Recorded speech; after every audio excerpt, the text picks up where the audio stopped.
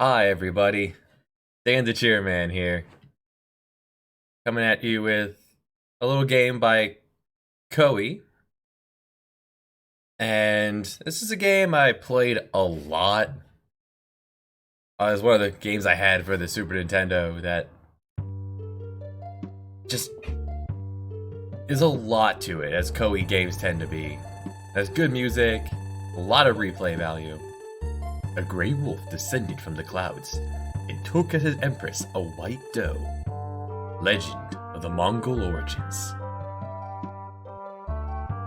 In 1162 AD, when tribes of nomadic warriors roamed the Mongolian steppes, a baby boy was born. The oracles foretold that the boy, named Temujin, would one day become Khan of the Mongols. Like the Grey Wolf of legend, Temujin had strong limbs and a fearless heart.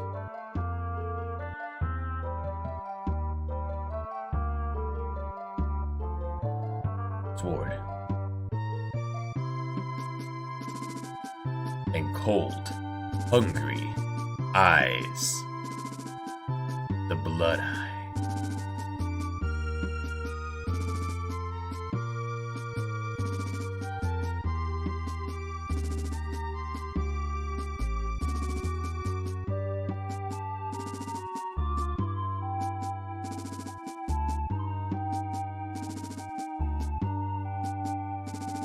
Genghis Khan 2, Clan of the Grey Wolf.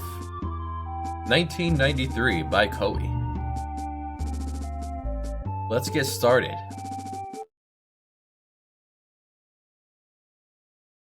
There are a little bit of load times to this, but overall it's a really good game. There are no save games. Now when you start off, there are 4 maps. You start off with 3.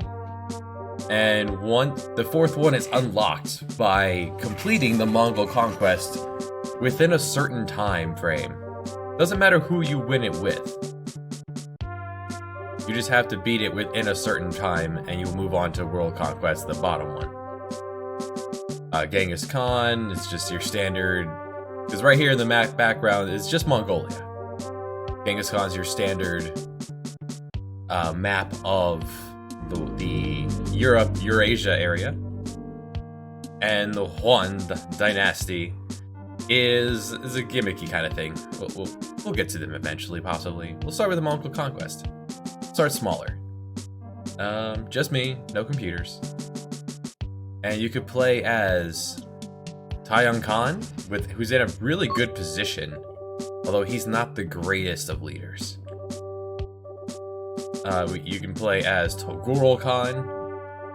He's old. Jamuga, our rival, the Jajarids, or as Temujin of the Mongols. And in the spirit of Genghis Khan 2, let's play as Mongols. We do not want to view wars, we do not want to view combat to units. This is asking for other units. You'll view your wars. Do you want to view computer wars? No. Do you want to view computers fighting? No. Well, here's an interesting start. Before we get a turn, we're being invaded by our rival. Alright, guess we're gonna immediately talk about combat. The Jagornak region has attacked us. Okay, yes, I want to form my own legion. So, Temujin. We start off in a very rough spot. There are many units in this game. 16 different units, each with their own pluses and minuses. For the sake of this first mission here, we have light infantry. They're garbage units. They can only melee attack. We have short bows. They are garbage range attackers. They are on foot.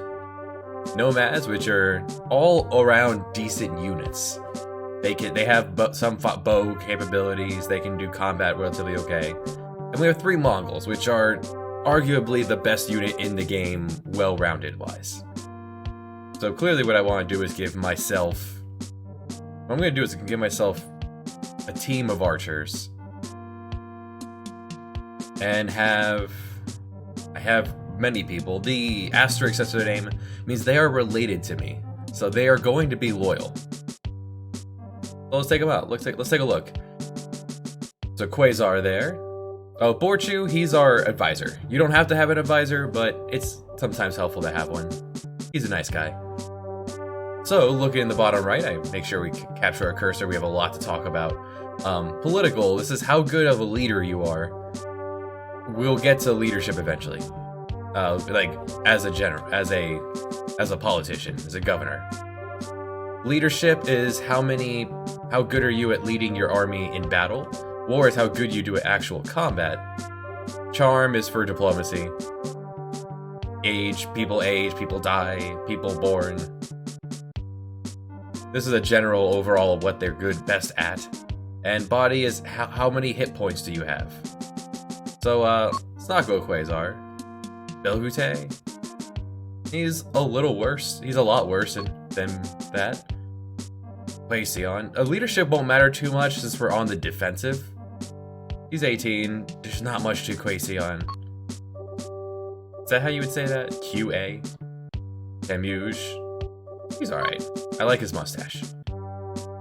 Jelm, overall, fantastic. Look at the stash on that guy. 19 years old, 14 hit points.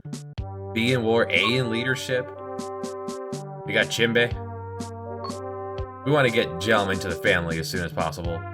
And Chalaun, who is actually really good all around. B leadership, B war. Yeah, let's have Chalaun. We're going to give him a Mongol and a light infantry. Because we can only control our main unit. Yeah, we'll bring all the food. And that's our wife, Bort. She's here to wish us luck. Normally, there isn't combat for quite some time in this. Now, if all of your bases are occupied, you lose. So you have to make your stand somewhere. So I'm gonna put myself here and put Chalaun, or Chimbe? Chalaun, there. You do get a slight bonus for being fortified in a town, but I'm gonna have him do a thing. And it's probably not gonna matter, but. So, combat interface. We're gonna be seeing this a lot, eventually. Top right is how many days have been going by. Each day takes amount of food, so we could try to wait out an enemy who has little food. The weather affects how fast you can move. Your leadership affects how many turns you're given. Temujin's a really good leader. Hey, Neko. Temujin's a really good leader. So he gets 3 turns. He can give 3 orders per turn. Going down the list, we could order someone to do something. I'm just going to order our second unit to ambush. So if they're in forest, they could hide in the forest. And that could give us a big buff. We'll show it off eventually. Reform, if I wanted to transfer units around, I could do so. And yeah, let's just give me the good stuff. We'll give him the garbage stuff. If you want, you could do mid-battle diplomacy if you're adjacent to an enemy unit. And information. Let's take a look at what we're fighting. It confers because it just uses up your turn. So the first unit has 3 Mongols and a Nomad, just like us. Level, this is how good they are, how well trained they are. They're very well trained. Their leader himself is here. There's 12 mobility within the unit. They are all on horseback. Arms is how many arrows are they gonna have. I forget if it rounds up or down, but they have a lot of ammunition on them. And how much food do they have on them? Their second unit has 3 short bows, where ours only has 1 short bow, 1 light infantry. That's still a dangerous unit.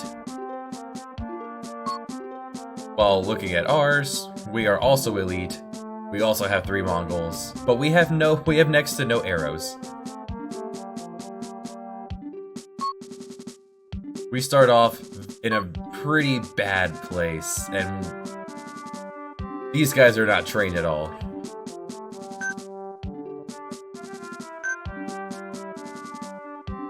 So if they come from the right, he's going to get them. And if we look at people, Temujin himself, A in war, A in leadership, A in charm. Not a great politician, but ooh boy, what a warrior. And we brought along Shilaun, who's pretty good. Versus our rival, who's B's all around, and about the same age. He also brought along Korgor, who's kind of terrible. We could also just see an overview for whatever reason. Oh, this is also helpful. If you need to flee, if you have multiple territories and you need to run away, these are where you have to be standing to flee to these provinces. Number 2 is that way. We got attacked from 6, 8, 5. And you can see what everyone's doing with an overall view. We could, if we were running low on food, we could have someone hunt in the forest, or resupply from the town. Generic moving, chasing a unit down until they destroy them, or attacking. There's no reason to use attack over chase. Alright, they're gonna let the short bow go first, to kind of chew us up, but because he walked into my ambush unit, my guys got the jump on them, and they were ruined.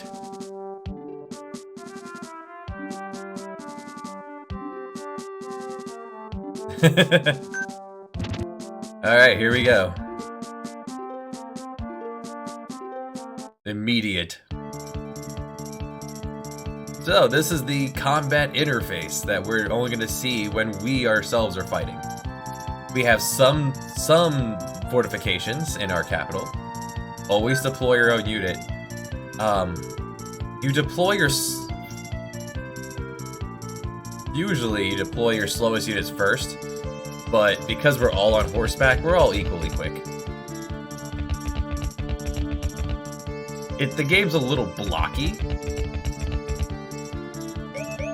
Alright, so, combat interface, Unit 1. There's many things we could do. There's a lot going on the screen.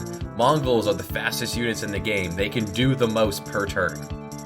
So each move you do costs mobility. So that would cost 2, 4, 6. This unit's turn ends when he runs out of mobility. He has 3 arrows.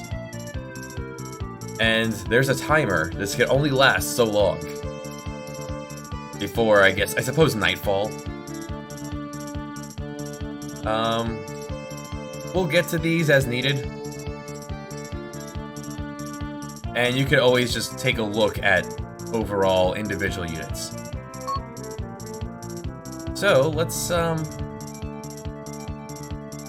when it comes to attacking, melee combat, range combat, and charging. Charging is high risk, high reward. Certain units are definitely better at charging than others, and they can do special things to them. But we want to start off by using up our arrows, and we want to take out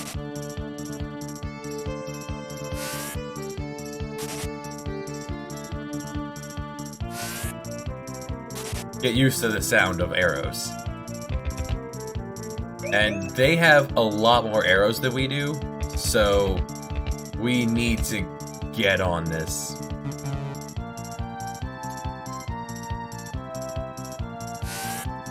The tides turn very quickly when one unit drops, so we're going to try to rush down a single unit.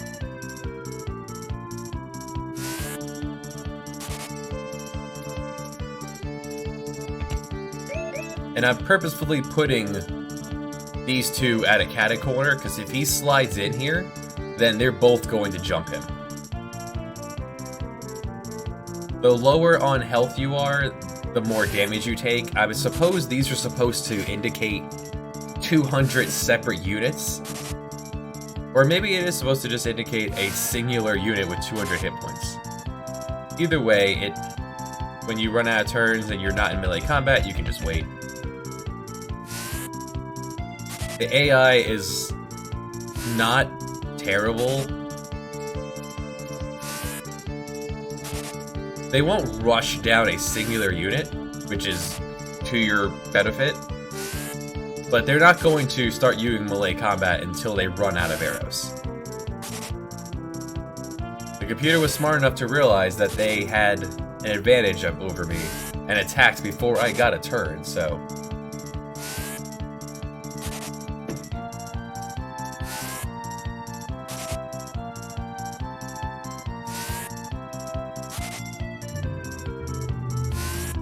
Yeah, so a heavily armed Mongol with 15 mobility could fire 5 arrows a turn. That's a lot of damage.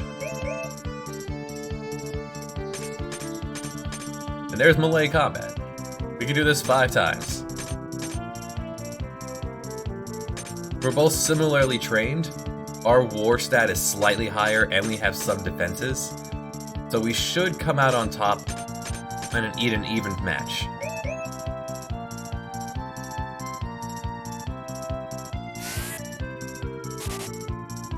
However, we've been very chewed up by arrows upon arrows, and we do not have... If you just hold L or R, it will show you how much health you have remaining in your current unit. And we don't have time to wait, because they're going to continue launching arrows. Okay, so, that's pretty fortunate. That's unfortunate. So, they're confused. They're going to take more damage. I could spend turns to revive them, but I'm going to launch my arrows first.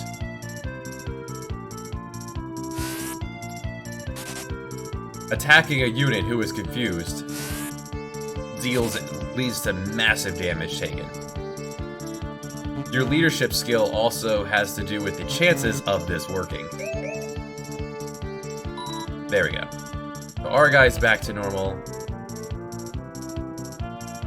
They will have to spend their turns to try to revive him.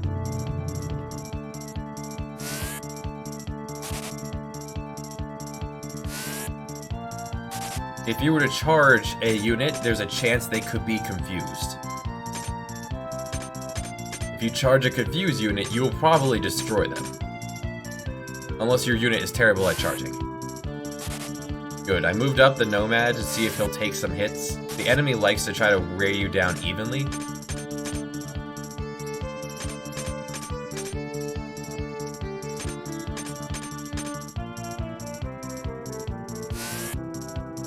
What I could have done was have my second unit attack this unit, their remaining unit, to try to wear it down first before this fight.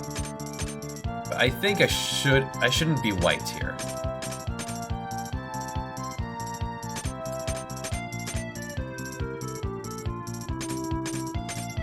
So when that other unit got ambushed by mine, that means that instead of deploying your units, they appear randomly on the map and they're all confused. So they have to wait for the random chance of waking up. Which, as we saw by the fact that their short bow exploded, did not happen before my units reached them. Alright, so we have half of them down. Should have moved up the Nomad.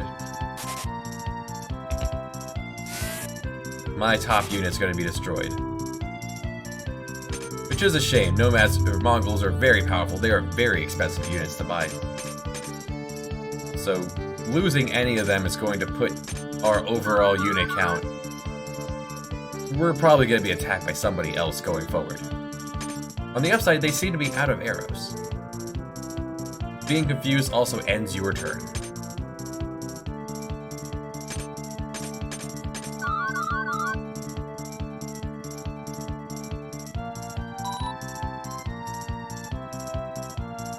Okay, they didn't get a chance to do that. So we're in a kind of a rough spot because these guys are both at full health. So if I destroy them, they're going to step forward and destroy my frontline unit. So I'm actually going to have him hide.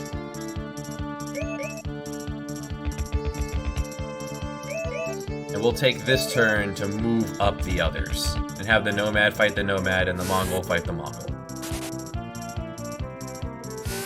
It may not work out too well if... These two will definitely die.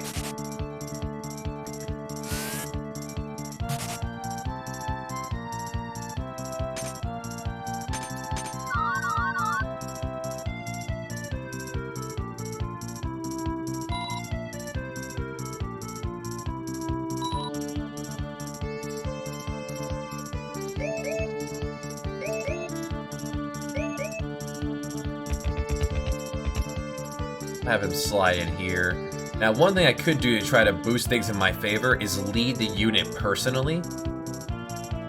However, that would straight up use my where is it? My stats. However, that would also risk my hit points. And hit points are used for something else as well, and I do not want Temujin to be wounded at this point. Because you won't ever recover.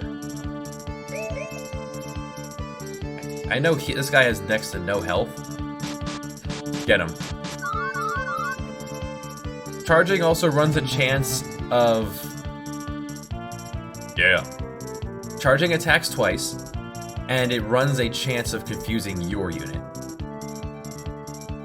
I want to stay catty corner. Like... I want to keep them like this so that we can both attack this Mongol. Well, this Mongol. Unless this one decides to step in.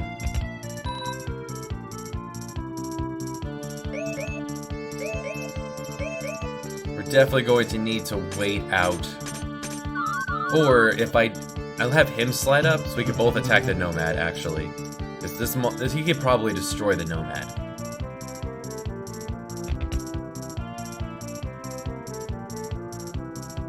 132, 175. It's risky to fight like this,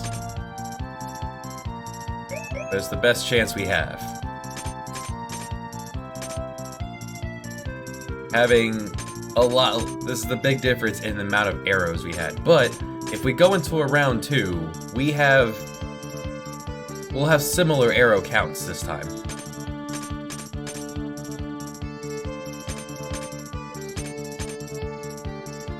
Unless he can drop the Nomad, which he might be able to.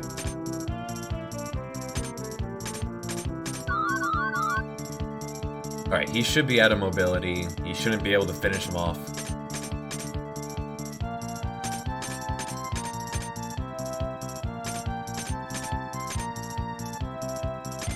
Alright, we're in trouble. There's still 2 more turns after this.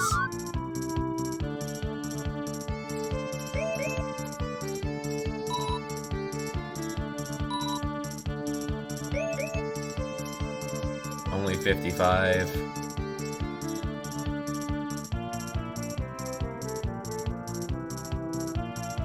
.42. Yeah, troops. These are meant to be representative of many units.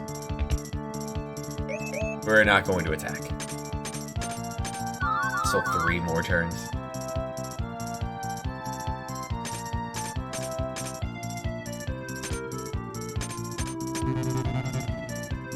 Alright, one good thing, I should have sacrificed the side unit to wound this unit.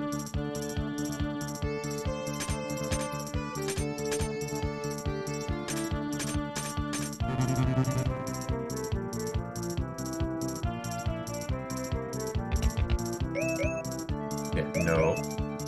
And, run away. Yeah. Go hide in the corner.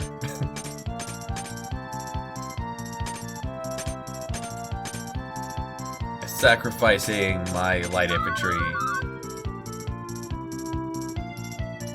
Probably could have made the big difference. Jamuga himself has stepped in to try to finish us off.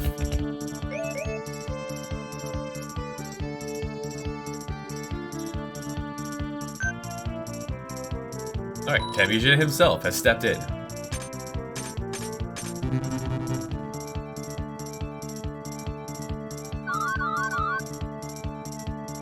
That's fortunate. Well, he's out of the fight. And there we go. Woo! I mean, this is not doable, but...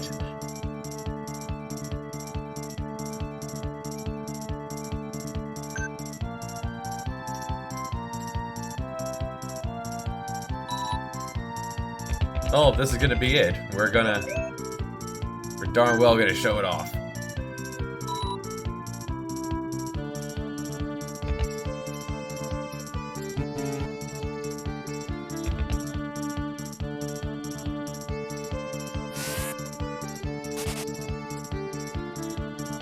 Fight me.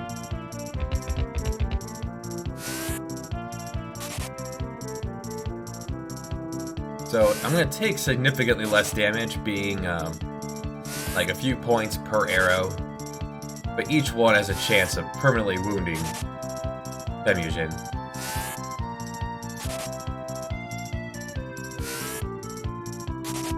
He's also getting buffed by he himself took the right. So comprehensive Let's Play, let's show off failure state.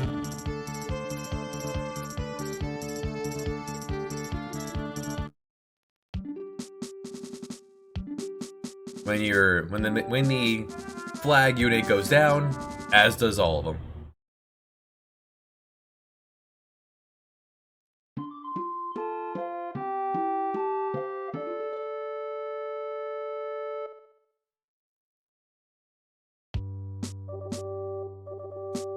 And sadly, there's no actual like end state here. No you lost cutscene or anything like that. So now that we've shown that off, let's try that again.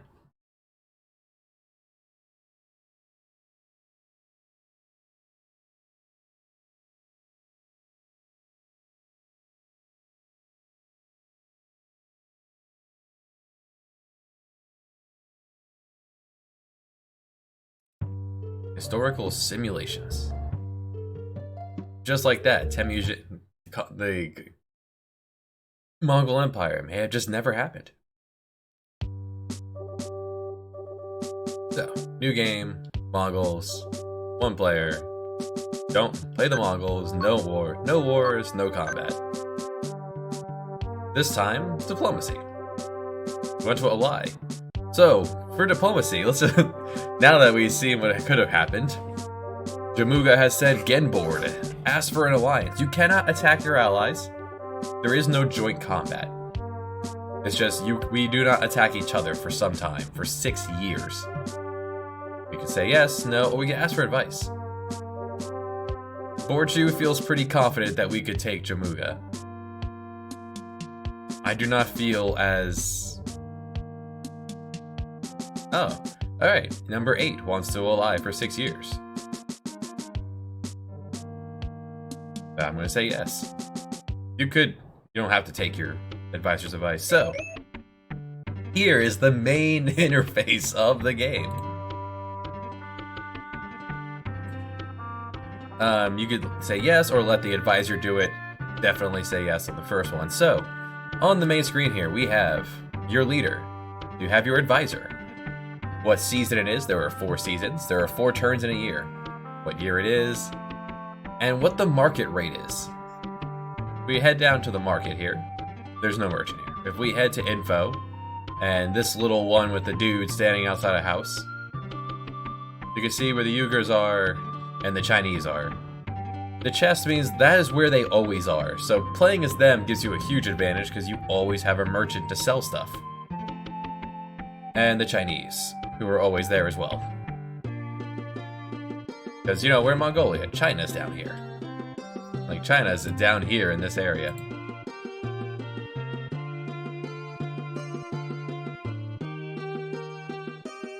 Alright, so going The rest of the map here, the name of the place you're in, how much money you have, how much money you're going to spend. We're going to spend 6 because we have 6 units. Every turn you have to pay for your units, only 10 bucks a piece. How much food you have, how much food you're going to have. The total population. The total population has to do with how much harvest there's going to be, how much herding you can do, how many troops you can recruit, the economy rating, the agricultural rating, and loyalty. Our loyalty is at max. I don't know what this is. But we're Mongolia.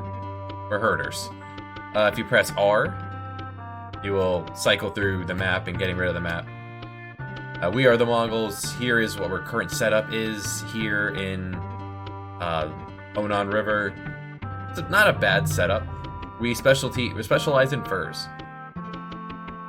They have 6 units, they have 30 supply as we saw already, and 91 training.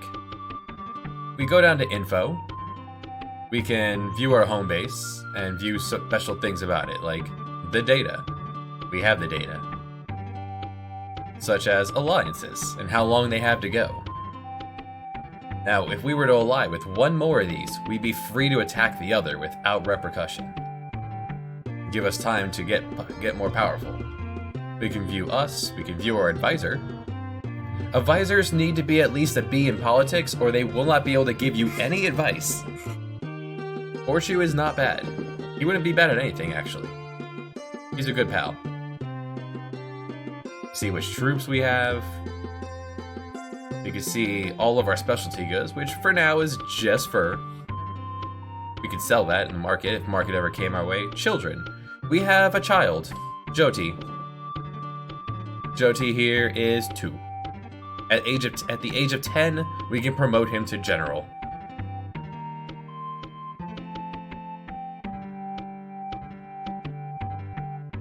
In the situation where we have a girl at the age of 10, we can marry her off to one of our generals and make him become a part of the family, so he will not defect. It could not defect. Here in info, you can also see just a list of generals. The game's good about that. Your information is all there. We can look at other states. It's free to see your own. It costs... Oh, up here is your hit points. The reason you do not want Temujin wounded in battle is because you spend this to do things. This is your diplomacy. This is how much you can do for politics. It costs 1 to look at your neighbors. We can see where the marchants are. We can see a general list of all of our territories. And we can see just info. Oh, here's our Onan River again. And we can just view the unit types. So the light infantry, as the very basic unit, is a B in basic combat. Terrible in charging. Do not charge with these guys. They have no range unit. And this is their defense against charging. They're not... You want to destroy a light infantry unit, you charge it. The other ones we can see in this scenario are short bows, which they're not terribly garbage at combat, near combat, but they cannot charge. They are not equipped for that. You can also see the spirit. That's how much beating they could take before they get confused. They're a B in range, they're not terrible. There's also the nomads, which are just their C unit. And the Mongol. Note that the Mongols only have 11 mobility. It was Temujin's A leadership that gave them up to 15 mobility. They are very spirited. And we'll see more of the other units as we come along.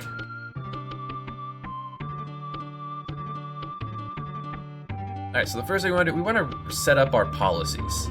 So we could have the advisor do it, we could cancel a policy, we could change a policy. We don't have one to change. So let's decree a new policy here. We are herders. We do not need...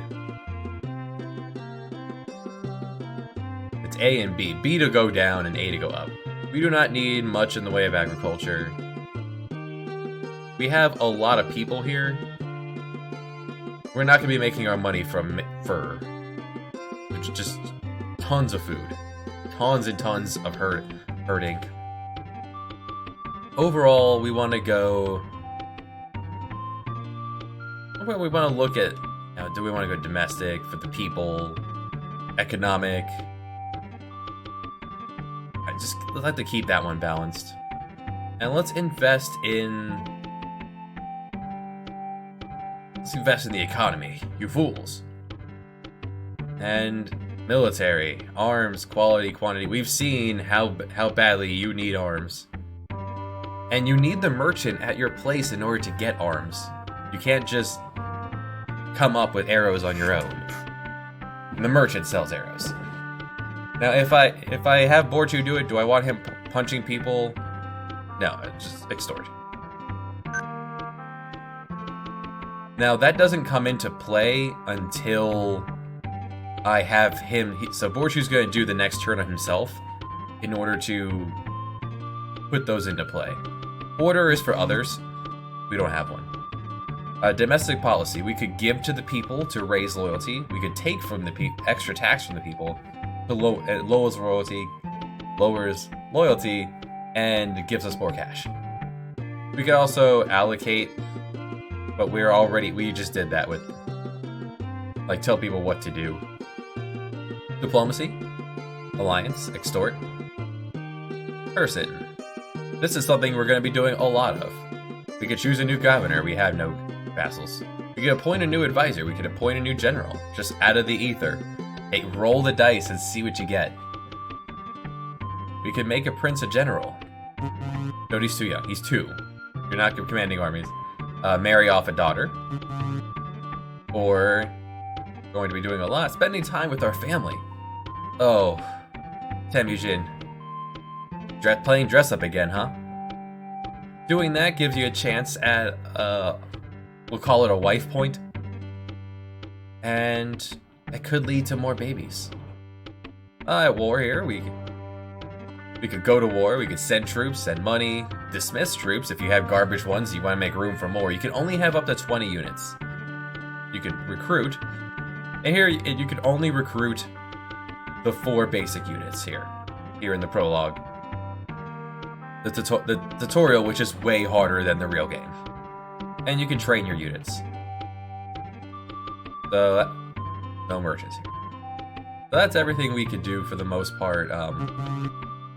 Actually don't think we have enough. Oh, so one other thing. No, remember that Temujin has a C in politics. How much these things cost, everything costs, depends on your politics. So him being kind of garbage at politics makes it really hard for him to get anything done.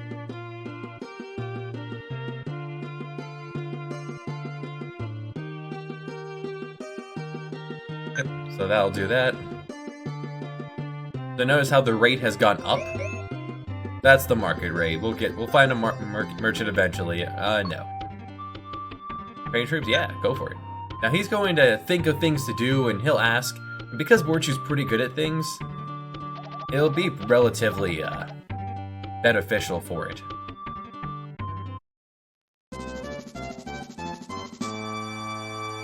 We'll see that a lot.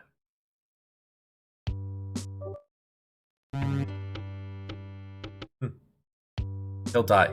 This guy dies very often. And that's just a random chance at getting a better harvest in the fall, which these guys they're sitting so pretty, and they have this free spot to run up here and attack. They're in a really good spot.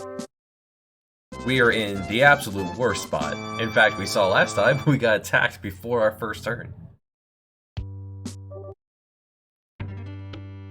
This is challenge mode, so I'm gonna say yes now. Now, how much you manage to train your units is based entirely on your combat skill. Have they've begun to move. They are almost here.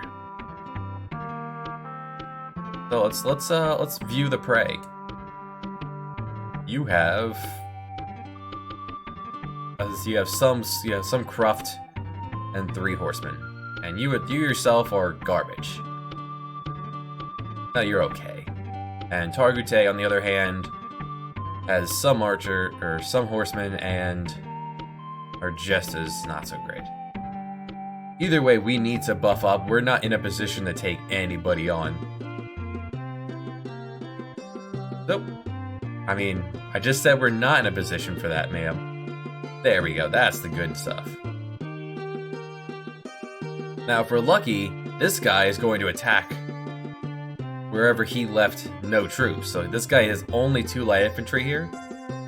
So he might attack him, which will leave us able to run in here and take this spot. Which means we'll send an alliance the other direction. That'll hurt your overall place here. And here in the winter, we're actually making money now. They still haven't made their way north, huh? Nope, not yet. South would be preferred because then we could get to a merchant. Hey buddy, you wanna spend the next 5 years being buddies? Gel me, go charm his pants off. No. Oh well. Gotta go visit our wife. Get them wife points. And there we go. A baby girl. Sadly, boys are usually preferred, but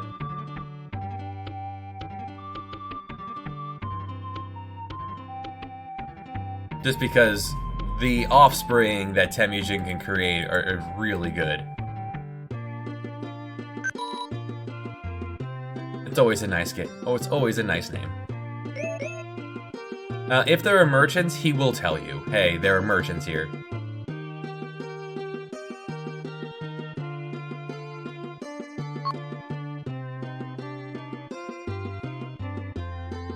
Oh, he's going the other way. He demands that I give tribute, or else he'll attack me. No.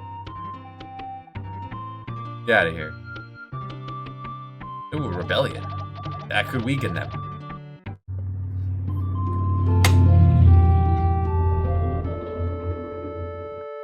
If your loyalty's low, rebellions will happen.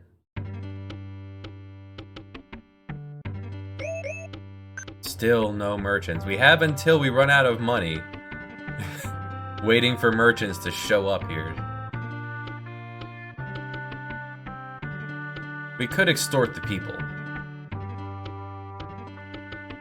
It's down to 45. He has 8 units. He has no supplies. He has no training. He has no money. This would actually be a perfect time to attack him. Except this guy's gonna be right on my butt. But you also have no money. Have you changed your mind about that? About 4 years.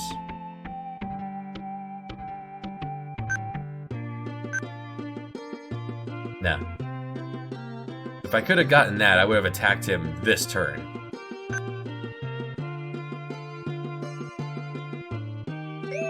Merchants, yes, and at a high rate. So, when merchants are around, you can recruit mercenaries. Oh, green means they're here, so the Chinese are here. The Chinese bring their own units. Light infantries are heavy infantry is light infantry, but more. Notice the rate is 1.2. The normal light infantry costs 300. You'll be paying exorbitant amounts of money to hire mercenaries versus basic units, but they don't take up your people count. And you could usually hire things that you can't normally get here. Longbows or short bows, but more. We'll look at artillery, catapults, and lancers.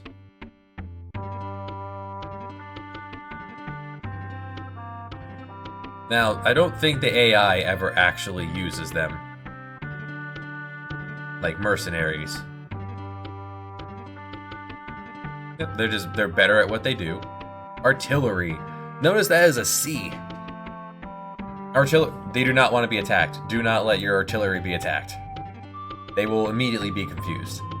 Do not get them in melee combat. Do not charge at them. Do not beat charge. The only thing they do is they fire cannonballs, and it has a really high chance of confusing an enemy unit. They're not terrible, but they're very niche. Catapults are the exact same thing, but weaker. Weaker spirit-wise. They do more damage, though. Whatever you're launching with the catapult is more destructive than what you're launching with the artillery. Back in 1185. And the Lancer, who is... The Lancer is a Mongol in punching. But they have no ranged attack. So like, artillery or catapults and Lancers together could be okay in a player hand. Alright, what we really want to do, we could buy from the Chinese. You could buy anything. There are many specialty goods. One thing you can get from the Chinese, if you imagine, is silk.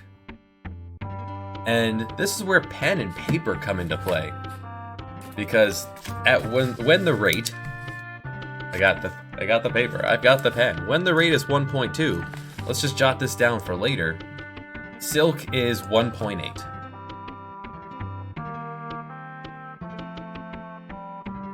And other things that would make sense to get from China, it'd be like would be like medicine at 1.5. What other things? You could write all these down, really. And these are all 2s. Anything else here kind of low? Gems are always going to be high. Ceramics are 1.5. Let's jot that down.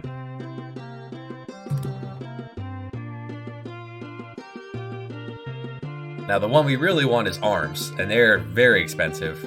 So the first thing we want to do, we want to sell. Don't have enough furs to make it worth my 4 points to sell, but I'm going to sell a ton of food. That's how you make your money here. You get a lot of food from the harvest and the herding. Now we're going to buy arms before we get attacked again. This time we'll have arrows. Nice. You don't want to get all of them. You don't want to spend all your money.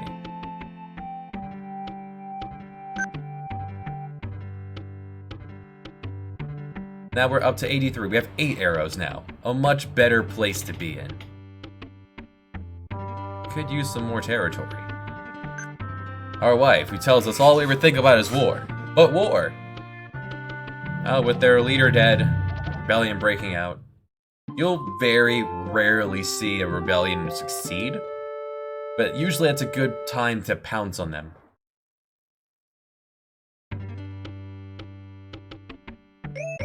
Still merchants. Now, one thing Borchu can do on his own that he hasn't yet, because we haven't had cash, is invest. He can either invest in the economy, he can invest in defenses. Defenses, they do marginal help, but right now that the price is at 0.9.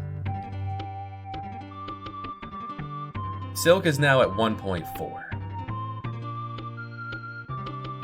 Medicine's down to 1.1, and ceramics would also be down to 1.1.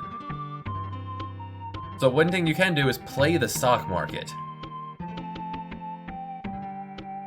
Buy low, sell high.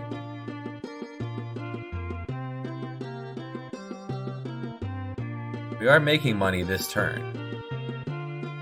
It wouldn't be the worst thing in the world to buy silk from the Chinese and sell it to the Uyghurs.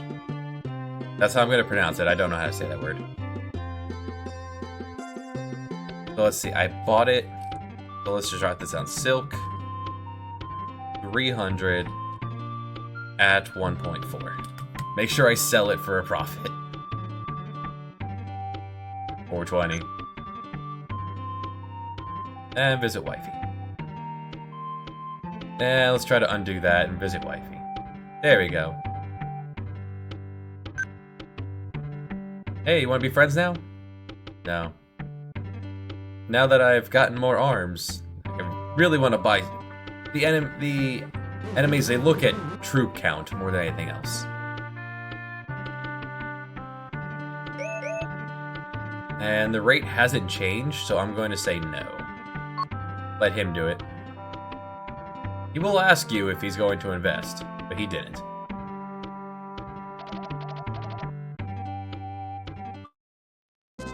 They are going to be a force that we're going to have to deal with eventually.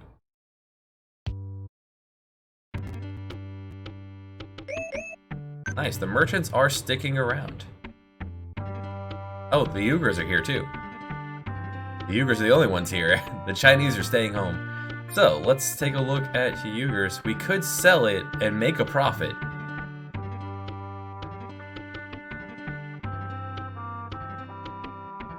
But let's see what kind of things we can buy from the Uyghurs and possibly sell higher.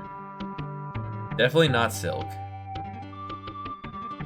Gems could be the thing to do. So, silk, medicine, and ceramics were the ones below 2 at 1.2. So anything here below 1 would probably sell for a profit.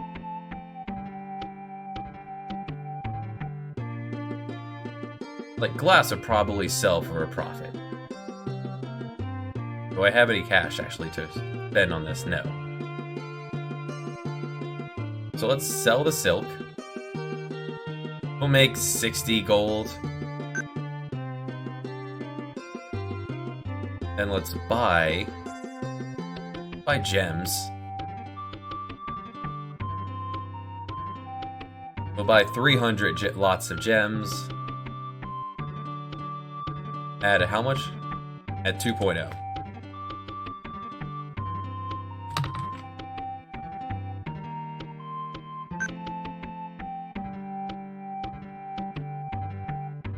And we hope that the merchants are still here next time, or else our troops are going to abandon us. Or we'll have to demand tribute. Merchants are not here. Beautiful. It just missed us. Alright, let's show this off. Demanding a special tax. How much you take is how much they're going to be upset with you for. Only 7. We could take that hit. But ideally, the rate shoots way high, and we could sell those gems for a huge profit. For the Chinese.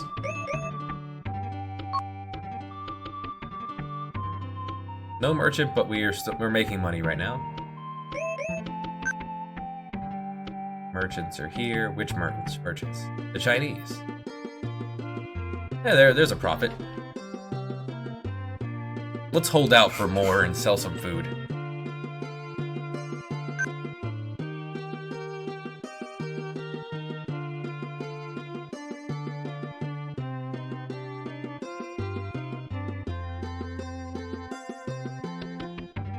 New Mongol added on.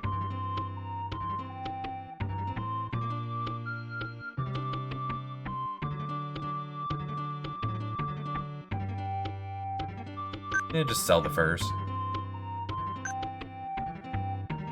Hey, buddy. Oh, not buddy. I was hoping he would ally with me and I could attack 5.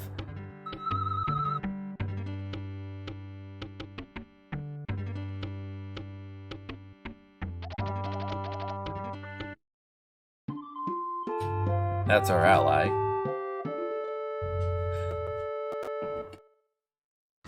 Usually this is a very tense area and there's a lot of fighting.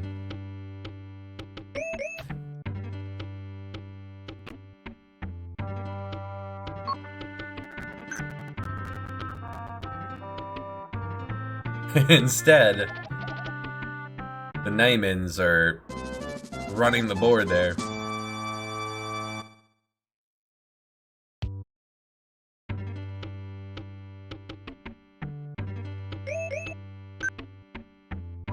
Alright, we are...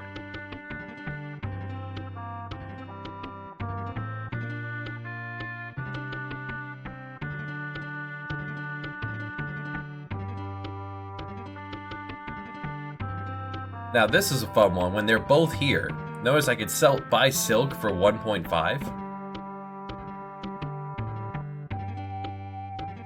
And, well, if I had any...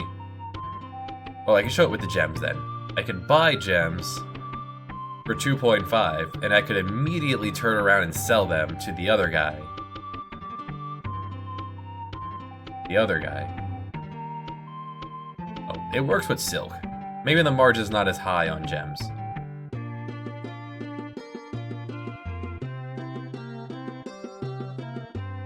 Yeah, I bought them for 2.4. Alright, so I bought them over 2.0, so I still would make a profit here.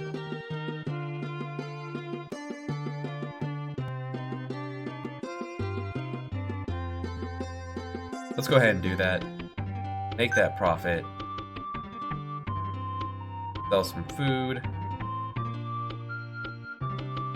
You don't have different prices for food selling, right?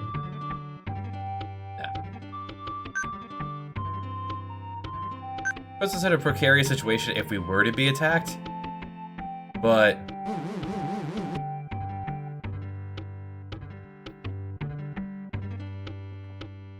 Junkyard Dave. Oh man, this is definitely one of my favorite games. Okay, I made the right choice by getting a lot of cash in place. So now we are going to do a couple things. We're going to buy... First, let's confirm. Arms are cheapest. Yeah, by the Chinese. We're going to stock up on arms. There. Now we are fully armed. We have 9 arrows per unit. Oh yeah, KOEI is great. Uncharted Waters, New Horizons, Genghis Khan 2. KOEI love their numbers. So now let's go ahead and stock up big time on silk. Yeah, I'm gonna pick up 2,000 lots of silk.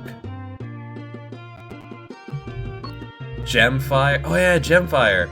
I also played through Gemfire. 0.7 for silk. I got 2,000 lots of it at 0.7. The Romance of the Kingdom, the romance games are interesting, but definitely Gemfire for the NES was like my favorite map game for the NES. 2,000 lots of silk, and then we go get that wife point.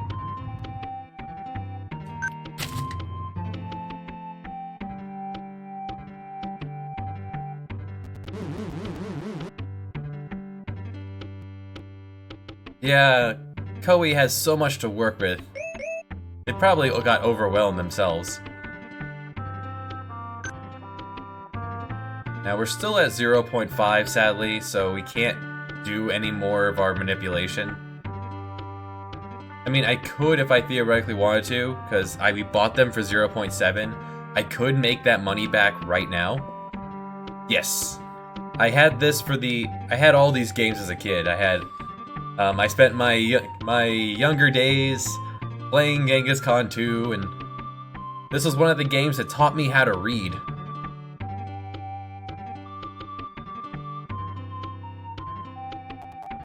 Having a lot of fun thinking of ways to, names for our children. I have the points. I could sell the silk and then reinvest it in gems. Yeah, let's do that. I'm gonna sell the silk. We bought it for a lot less than that, and then reinvest it in gems.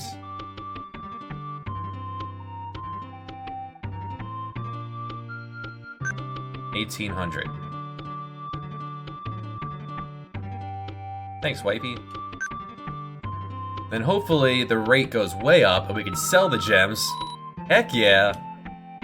Winning. Yes! The rate goes way up. Give me a merchant. Yes! We sell those gems for a bit of a profit. We bought it for 1,800. We're getting 6,300 gold. That is how you do it. All right, let's recruit. Now, the marginal difference between nomads and Mongols are not as high as it seems. Like, in the hands of the AI. But really, I like to have Mongols for me. But for the AI, I like to just have one power unit of not Mongols. And then I like to have a bunch of trash units. Like, in the hands of the AI, these are about the same. Because the math formulates differently for the AI.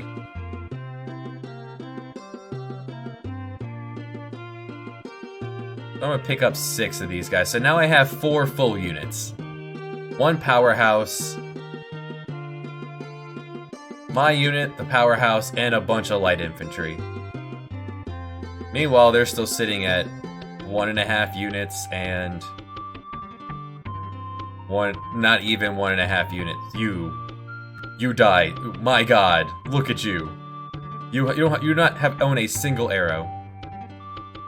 How long do we have on the alliances? 2 years left. Now you're worried. Oh no, you're asking me to what? Get out of here. Still merchants. We can't buy arms at this rate. That is just way too high. I will sell almost all of our food though. Gotta take advantage of that. And let's give back to the people. You know what? Things have gone pretty well. They've gone pretty well for us. Yeah, have a good 6... Yeah, 3 arrows for 5,000 gold, please. There you go, 69 gold. Enjoy.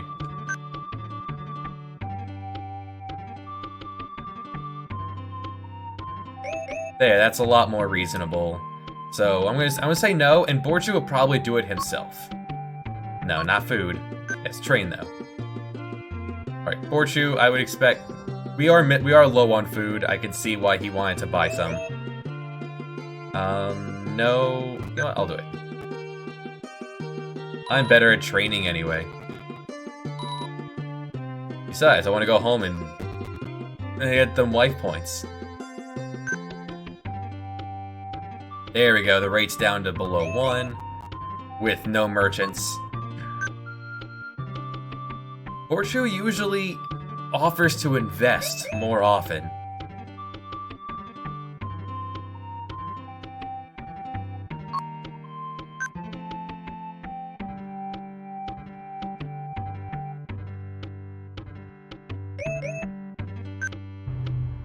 Alright, we're almost there. The merchants have not been so kind. They must have realized we were trying to rig the system.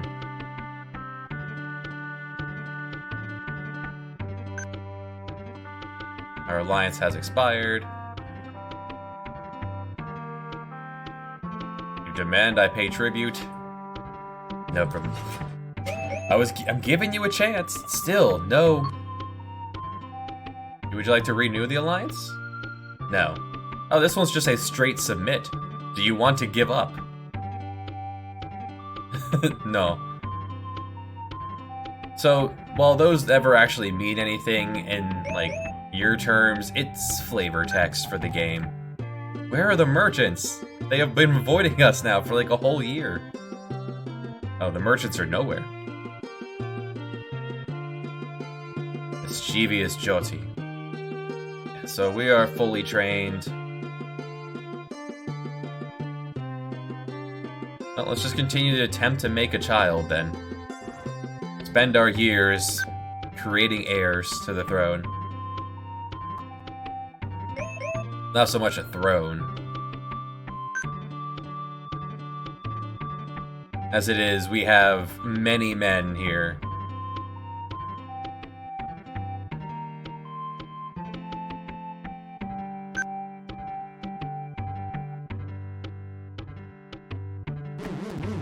Dang it.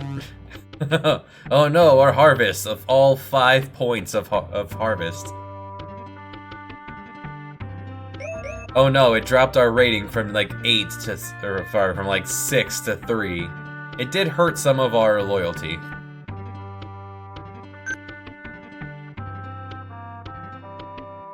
We could stand to give back to the people. Here, it was cold, have some furs.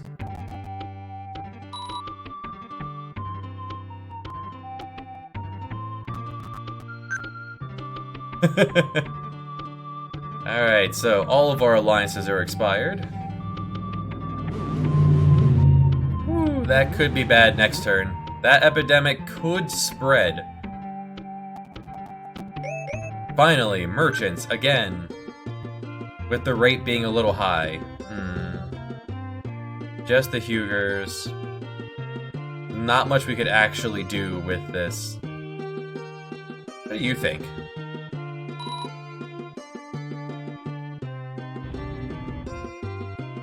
Yes, I want to alter everything. Wow, you are terrible at this, Porchu.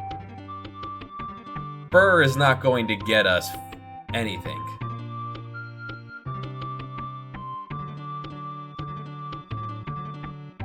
And we are in Mongolia. We're not we are herders.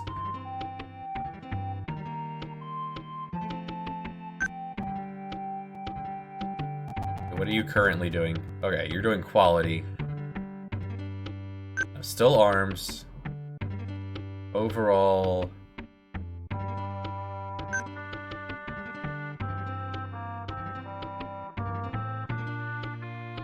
Wow, I didn't like anything here.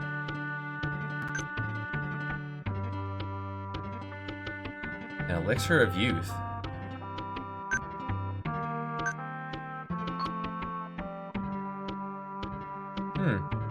I wonder if that could have been like a dropped item or something they were planning on putting in. Okay, it hasn't spread. We're lucky. You want to re-ally? No. I have all these soldiers and nobody wants to re-ally with me. Now that the rate is super high.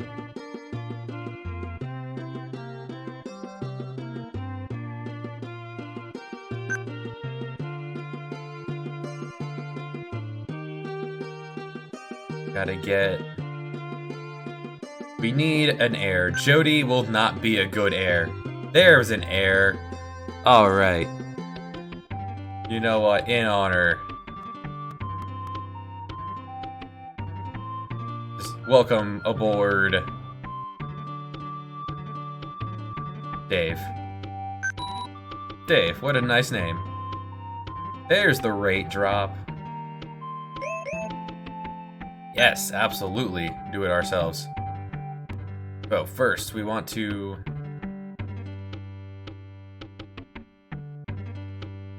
No, that would be all of it. So let's make some money first.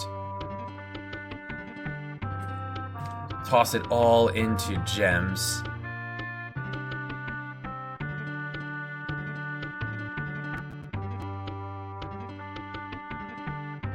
So we're looking at gems at... What was it? It's gems at 1.5. And it costs 1,500 gold. The rate will go up, and then... Dave is charming. You could tell a newborn baby is charming.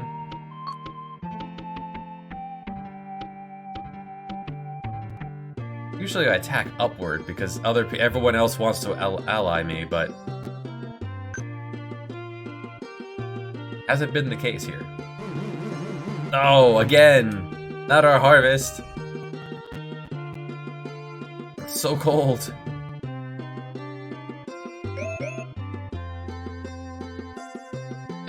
Where's the elixir? Stop lying, you mangy dog. Alas, it is only a myth.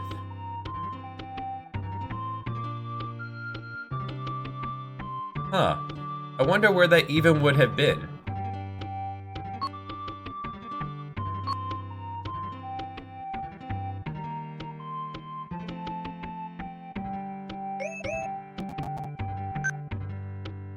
Alright, the rate's a little higher. Chinese? No. We bought it for 1.5. We could sell it all. I mean, we made $100. It's something.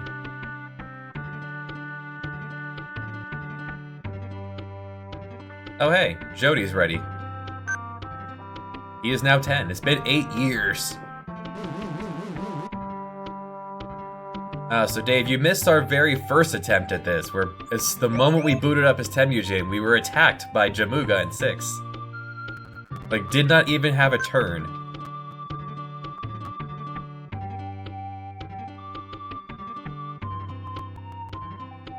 Alright, so the reason you really want another boy is because Jody,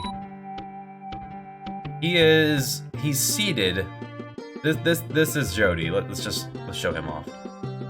Jody has 11 hit points.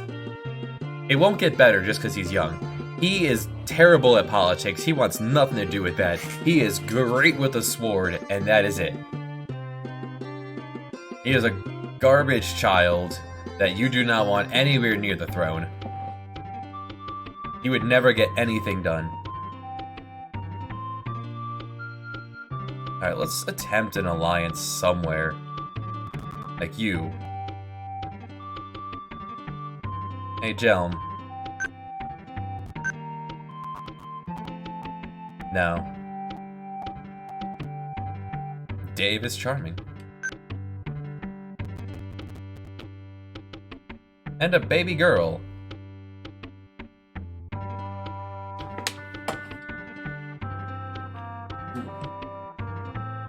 Hold on.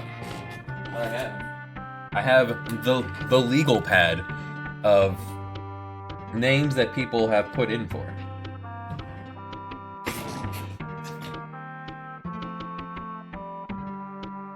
Now you can only have 5 children at a time. So we're gonna want to marry these daughters off relatively soon. We got one for Jelm. I guess Chimby will be the other. Oh, hello. Ally for 7 years. I accept.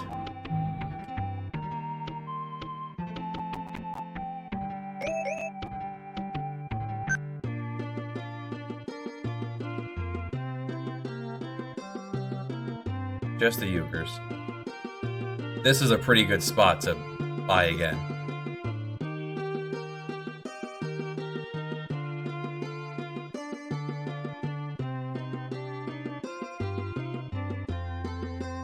Could do ceramics.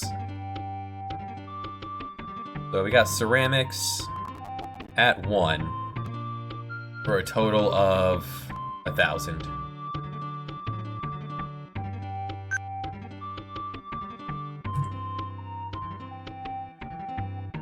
And then we hope it goes up before my exorbitant bills take over. Well, I guess you are the target then. I should check out Jamuga. Maybe he's having hard times.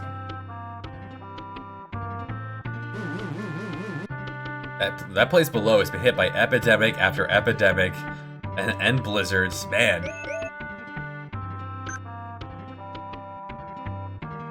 Jamuga, how are you looking? You're looking fairly strong, sir. And you're up to 11. If I don't ally with you, you're going to attack me the moment I leave. In fact, here, have my small child. No?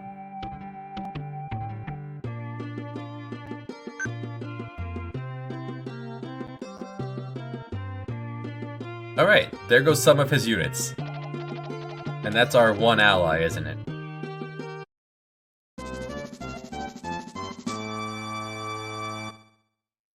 The entire minigame. Yeah, there's definitely no possibility of death from childbirth here.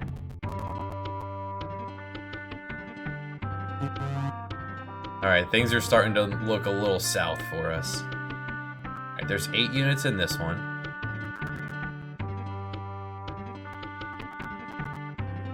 There's only 2 units in your main base. Well, these guys are probably gonna go after him then. There's only 6 here. They're just garbage people everywhere.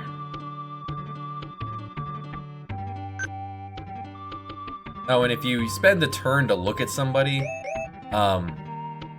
you don't, and you want to look again that same turn, it does not cost anything. Now, one thing we could do, we could save. And if you decided you did want to, I mean, message speed is pretty quick, but move it up to very fast. See if we notice. I pretty much just always leave it at medium. If you want to change the idea and if you do want to watch the AI fight, you could. It could work in your favor, I guess, in some places. We need some money to be able to go to war.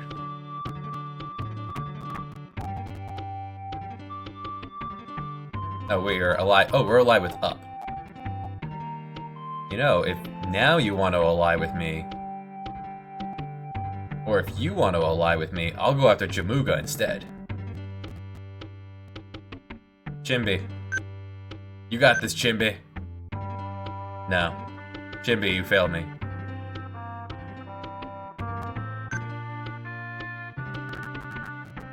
Baby girl. Another girl.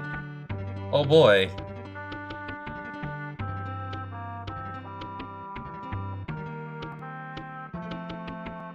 Alright, Gwenny.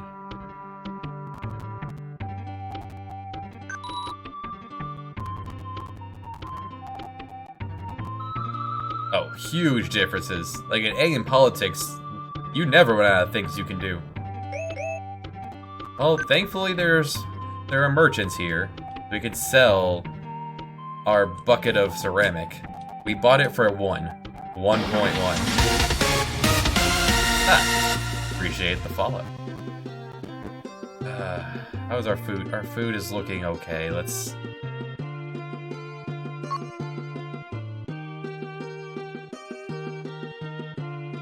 Yeah, just enough to get us through to higher rates. So now we need food before we can go to war. Dave is very sharp. Dave, that could be a sign that Dave will be a decent politician. Good. Finally, someone else gets a blizzard. Oh no, he attacked the garbage people. Well, maybe he'll be willing to ally with me, and then I could finally begin to expand. Or you? No. Get out of here, Molotai.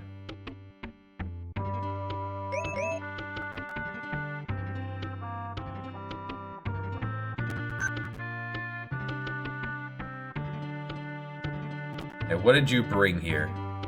You have 5 Mongols here. Not insurmountable. But more importantly, will you be my friend? And you can only have X number of generals as well. Yes, finally, a friend. Alright, let's go. The war.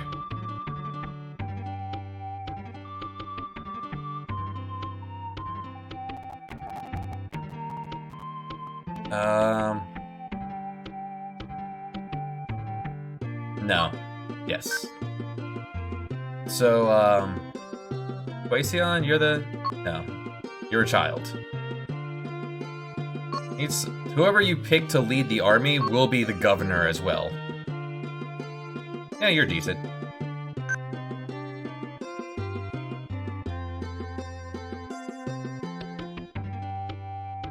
What am I doing? Wait. No. I could only have 13 units. That's what I wanted to see. I can only bring 13 of us to this, and that's fine, because I'm not bringing the whole army. I need to leave somebody behind. I could probably defeat you with just 4 Mongols, but... So, my unit will be... No, my unit will not just be Yes. My unit...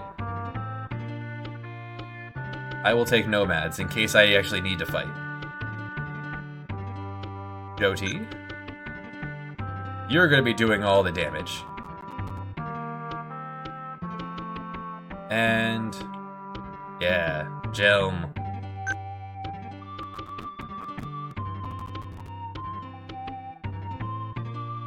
Here we go.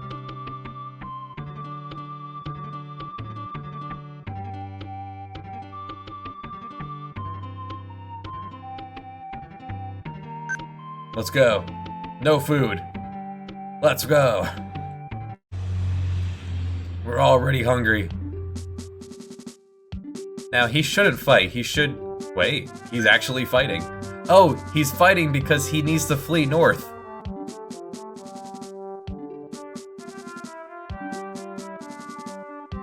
So, order our first unit. Go hunting right here. You ambush there. You go hunting here. Oh no, they're taking off. Never mind. And that is 2 short bows, 2 Mongols. So having a little bit, just a tiny bit of food is actually starting to kill our troops already.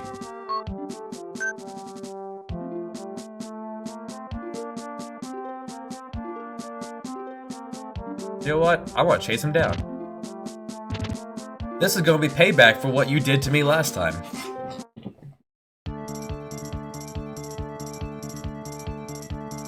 Round 2, Temujin, Jamuga.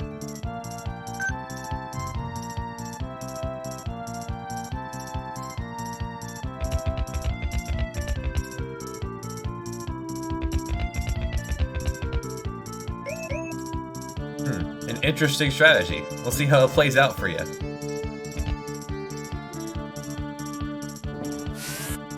This time, unlike you, well, this time we actually have arrows.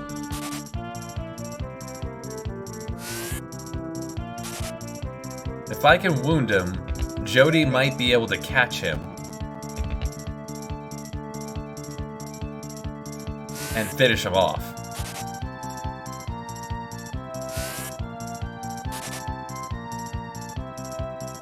There's no way this crew he has is going to be able to actually defeat any of my nomads.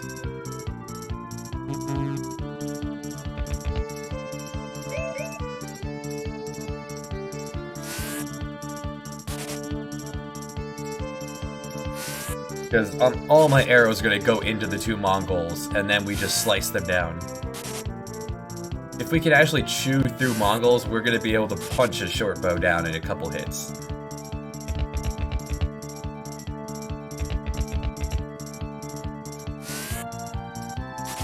I believe he is fairly well supplied.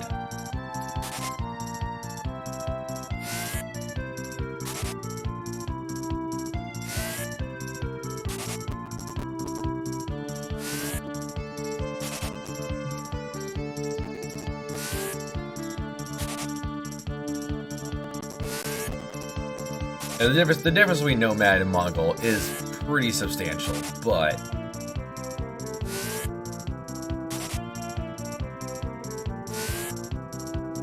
they tend not to focus fire. Although the short bow could do some good damage if they're both going to focus on the upper Nomad.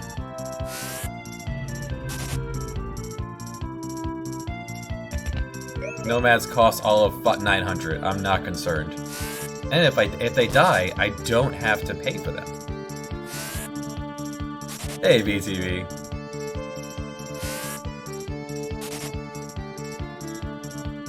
Oh, all the KOEI love was flooding in.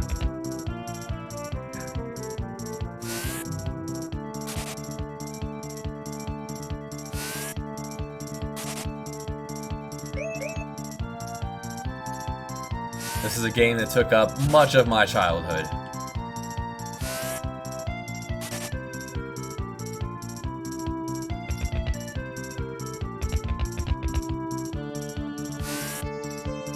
The short bows also have very low mobility, so he'll only be able to shoot like twice per turn no matter what.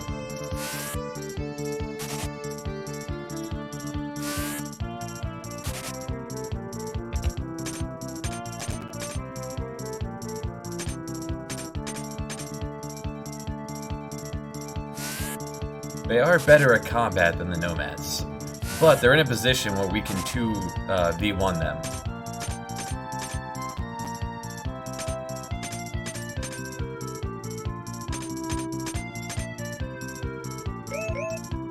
Slide you up. You trade Echo the Dolphin for Romance of the Three Kingdoms. I didn't know Romance went to the Genesis.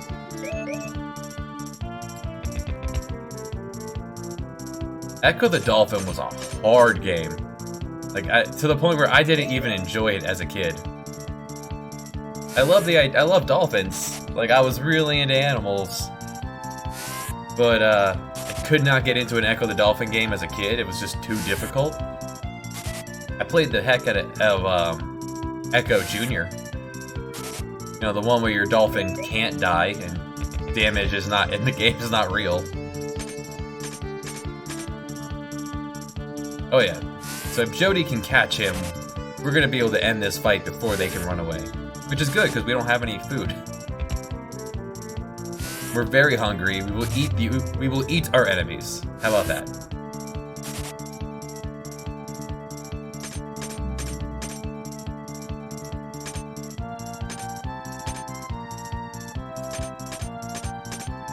Numbers are not trading too favorably, but we have more than they do. Nice.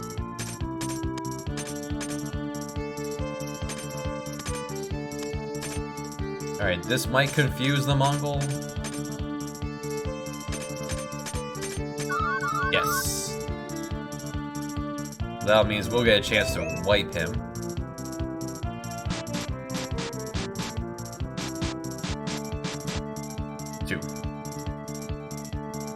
And that might actually be dangerous at 67 to attack a full health short bow. So we'll have the other nomad come up and around. Start working on him.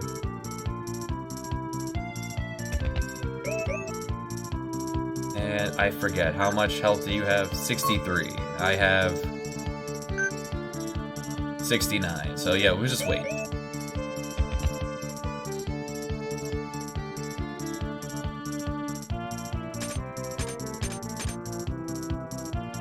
This should finish off him. He should spin out soon.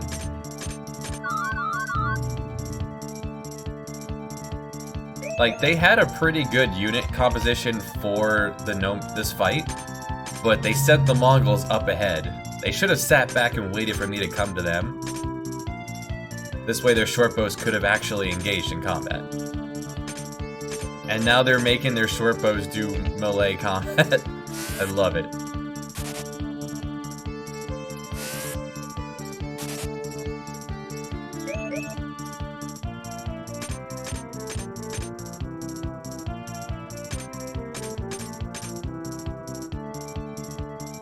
Finish him off.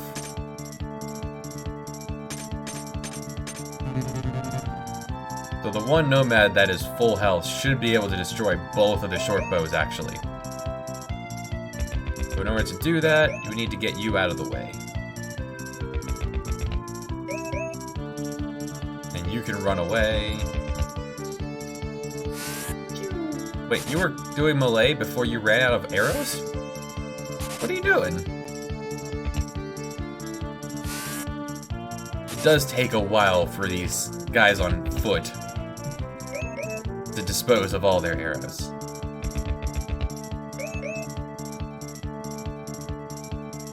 Nice. You go this way.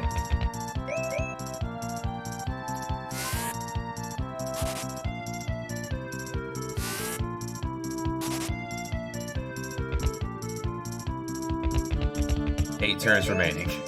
7 turns remaining.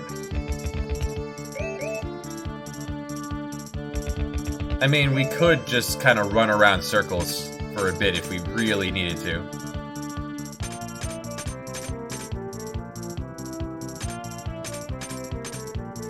Somehow, we're not trading as favorably as I expected.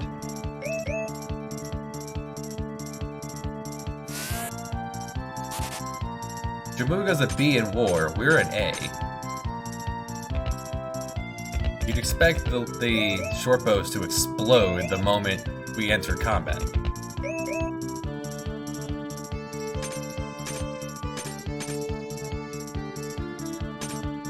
Drop him a little more in the... Oh, okay.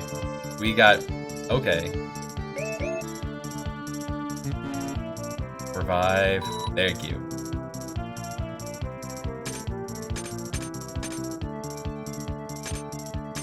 Alright, that short bow did not appreciate me sassing him.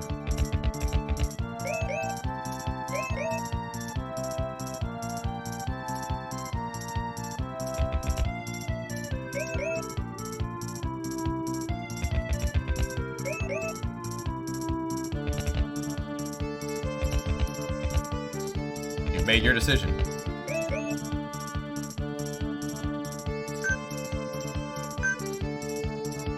$72 and full health. Just go ahead and hide. This is an interesting position to have. Out of supplied short bow is actually dangerous. Oh boy, he's gonna be able to destroy the bottom left one. Maybe not in 2 turns.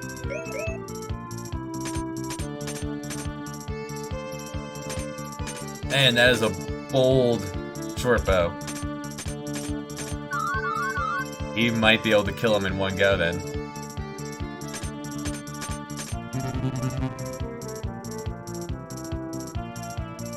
It's fine, we destroyed both of his Mongols, and those are the expensive units.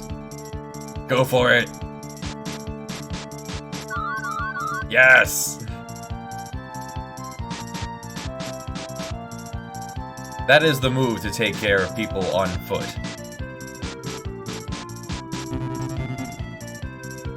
It's what I should have been doing from the start with these guys.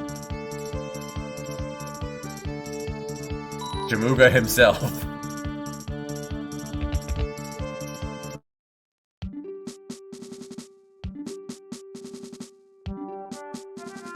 Alright, do not run our main unit into...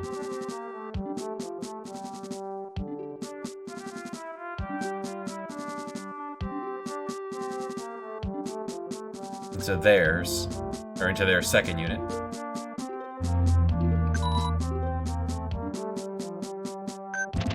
Get him, Jody.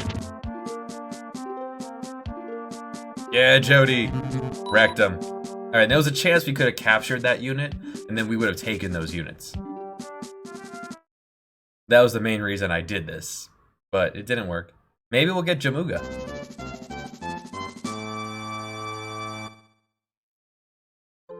Archu, you are a B in politics. Hey, you want to join me? No. Well then, goodbye. Jamuga, we got him. So, full B's my rival after destroying me before. Goodbye. And who gets to take over? Quasar? No. Belgute? No.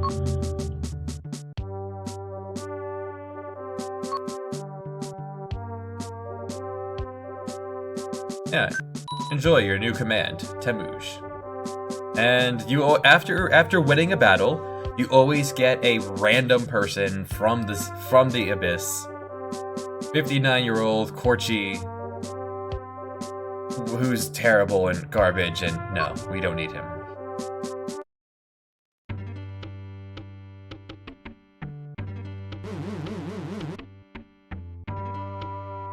Cold Spring. 2.3 rate. And no merchants. No merchants anywhere in our corner. Alright, so let's take a look at Gorgonak River.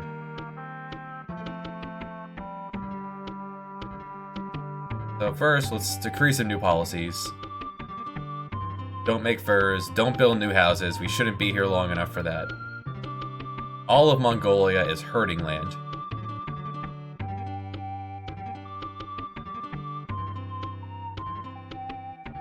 You're right on the front, so military. That's all good enough. We have room for one more child.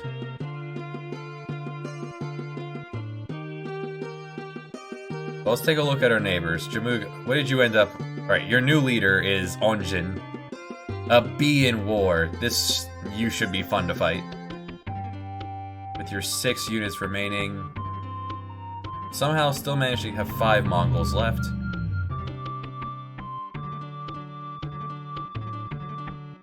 These big guys are not gonna want to ally me, so I can go destroy him.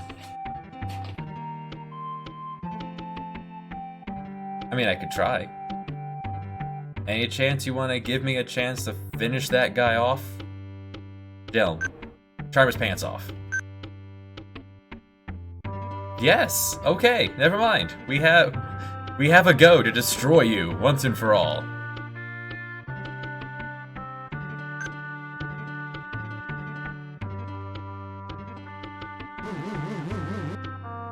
We left that place just in time. Merchants? No merchants. Terrible. And the leader of 3 died. You want to ally? We have no use for such a minor power. There's merchants. Yes. Sell. Chinese. So we bought these ceramics for exactly 1,000. We're selling them for 3,600 gold. Not too shabby.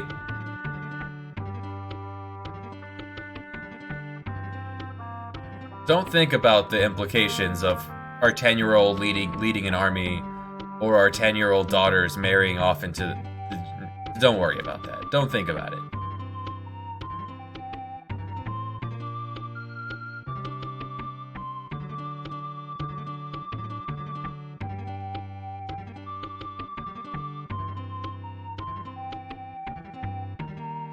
Thinking whether we buy... No, we don't buy. We can't afford to buy at this point. I was thinking about selling more food.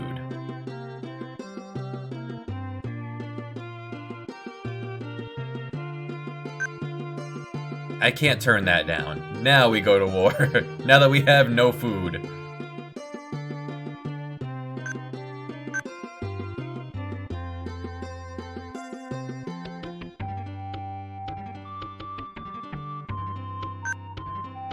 Alright, Jyoti. And... yeah, and Jelm.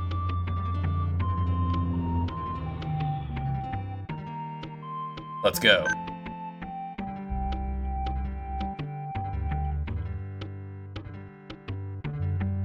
We're leaving this place empty. We don't have to leave behind any food. Once they're gone, we can then decide where we're going to sit. I'm gonna sit in the corner and hunt. Jyoti and Jelm are going to do the fight here.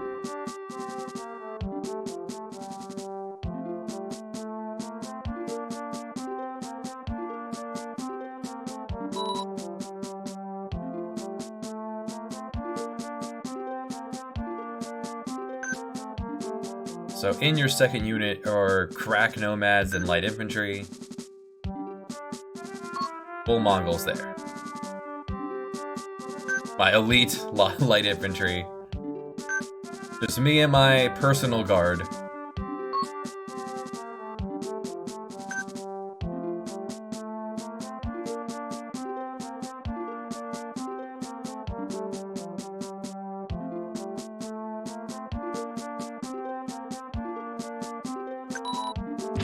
Get to it, guys.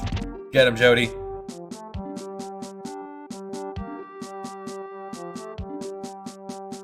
This is how I prefer to do the war interface as a leader. If I have to get my hands dirty, I will. Trying to persuade my son? Probably gonna lose some Mongols here, but probably gonna lose all my Mongols here, but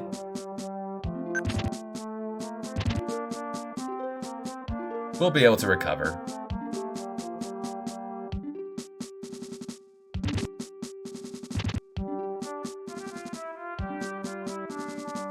This seems that it could have gone better. Is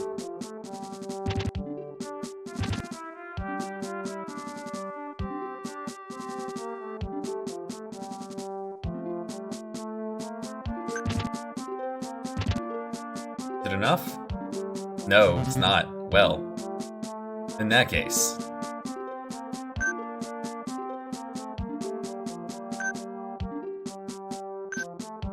Cross the river in the rain. We fight to the death. I lead my honor guard. Fight me.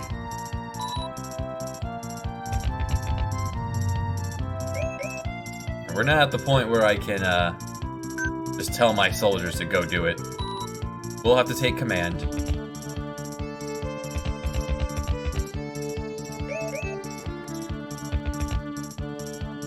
Right, you have arrows.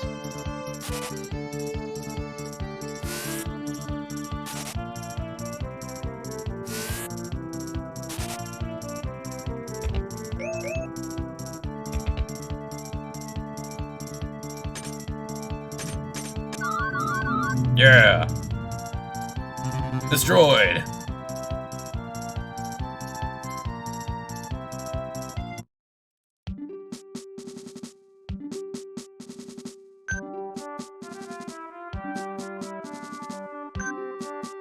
Submit to me.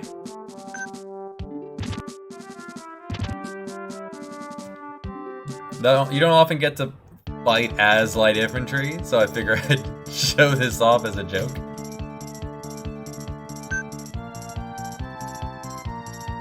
What you got? So, there's a really easy way to cheese offensive combat at fortresses, which is why I prefer to not take command. It's really hard not to cheese it. So if you were to put your unit, say here, your Mongol, have them step up, they won't ever leave this formation no matter what.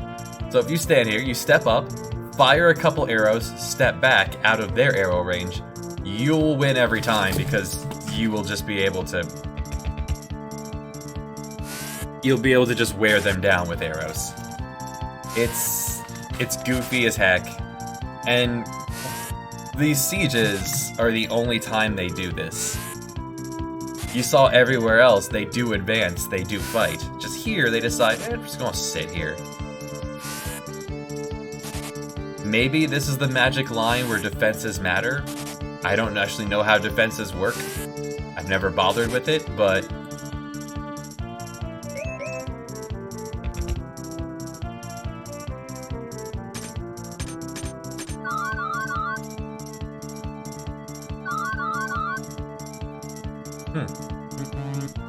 And there's the thing you never want to see.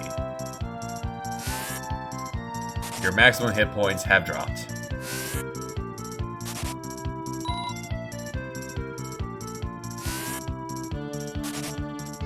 If you didn't get confused there, this one light infantry may have been able to chew through all three of them.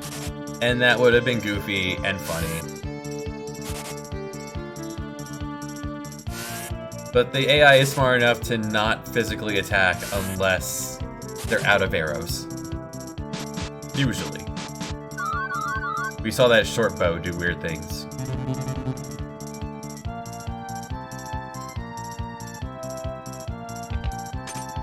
He could theoretically get out of confusion himself. Like, Temujin is such a powerful leader that he's taking very minimal damage, even while confused. See? And we're back.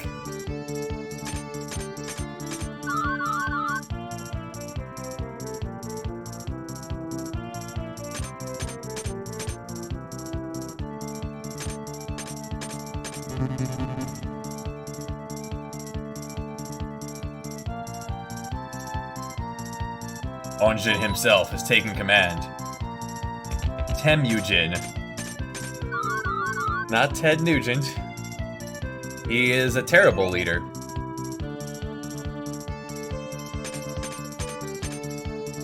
A pretty awful person.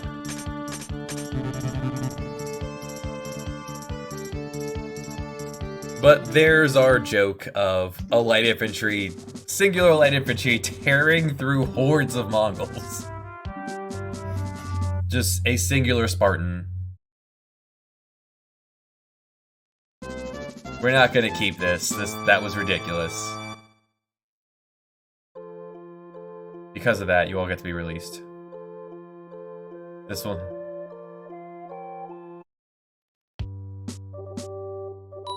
If you don't select a general, it will just pick a random person from the void to do whatever. Just load the game, please. Whoops. Not what I meant to press. So end. You could just turn you into an AI. There's also just a watch AI mode. Oh wait, that's not a game reset. That's just a game end.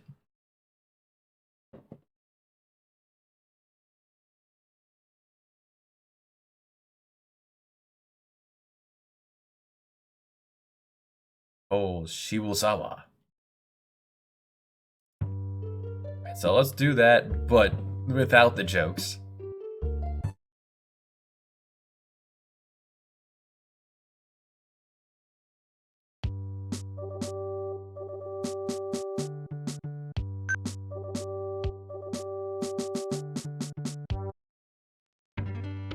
As we begin the steamroll.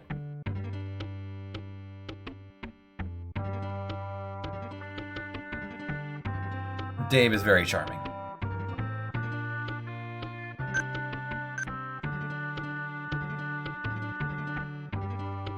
This time, I will lead. Jyoti will follow.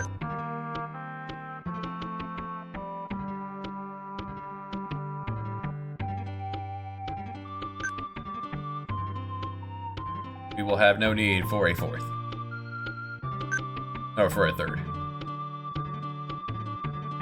The one super light infantry can stay home.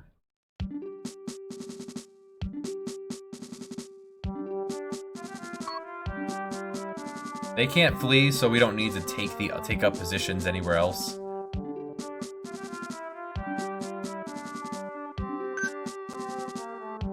So he's ambushed there.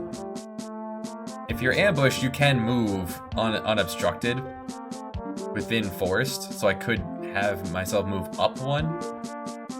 So I will. Now I'm gonna have him just stand here to draw out their second unit. So he'll slam into me in an ambush.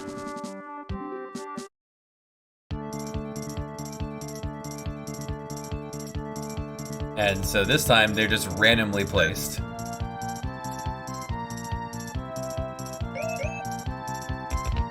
We have a chance to just get in there and wreck them.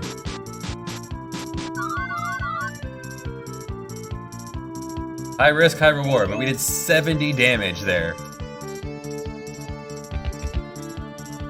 Quite a bit of damage.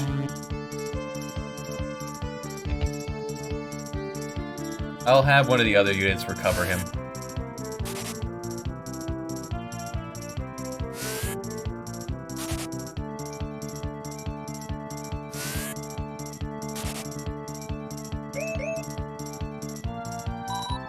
Alright, then we slide down.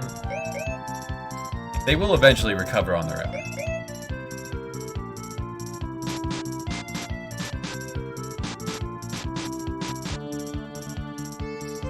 And that'll do it for that entire unit. Ambushes are very powerful.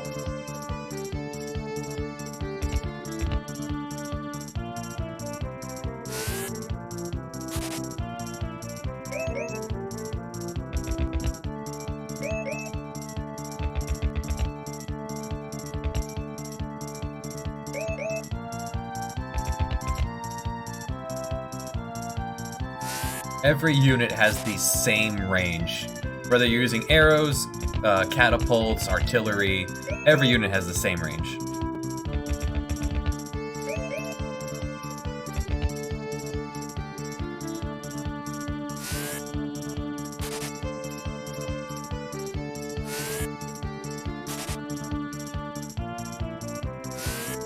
having the front units close in so the archers can, the back units can start to pelt.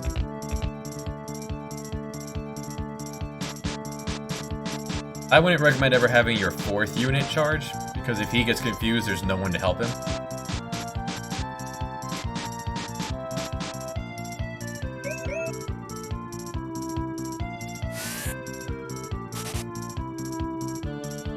We might be able to wipe the entire 2nd unit here before it gets a turn.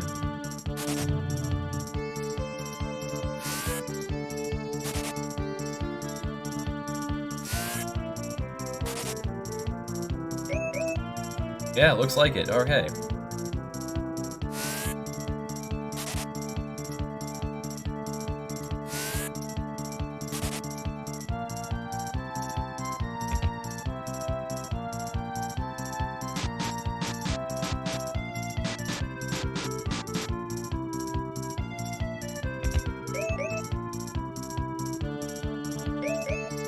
Alright, at this point, we'll have you use up your arrows.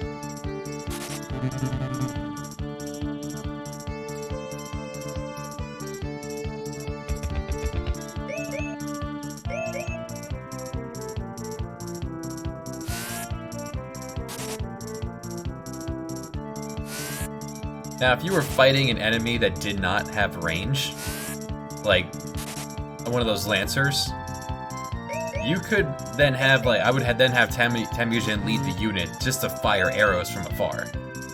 Because he would be very effective at that.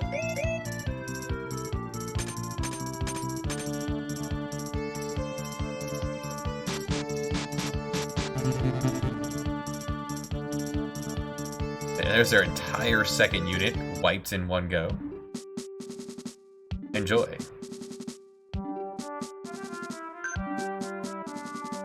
Chase is you decide what unit.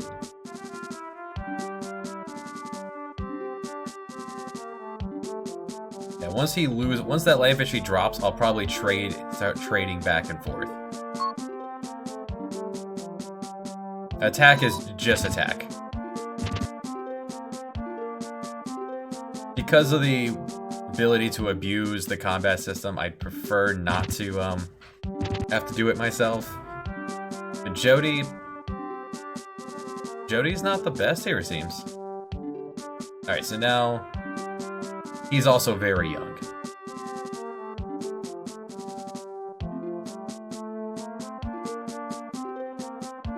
He's what, 11?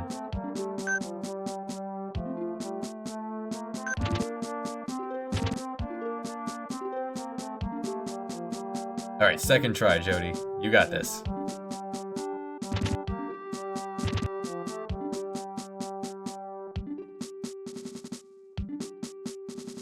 Excellent. Lost what, 1 nomad and 1 light infantry? A fair trade.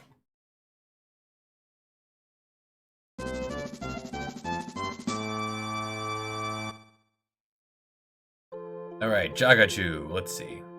You're not terrible. So that means you die. Tarde. A politician. Yeah, come on down. Onjin. A politician. No?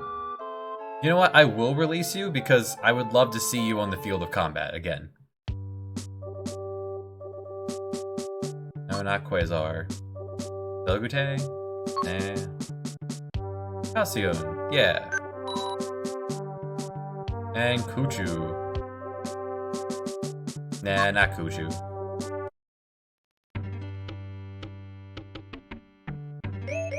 Alright, so we need to do 2 things. 1, I want to appoint an advisor here with Cassian. Tarde. Appointing advisors of your other places only serves to benefit them. As long as the advisors are okay. So anyone who can advise, I'll go ahead and toss that on. You have 6 units now. That's right. I think I left behind some cruft? And let's set new policies here.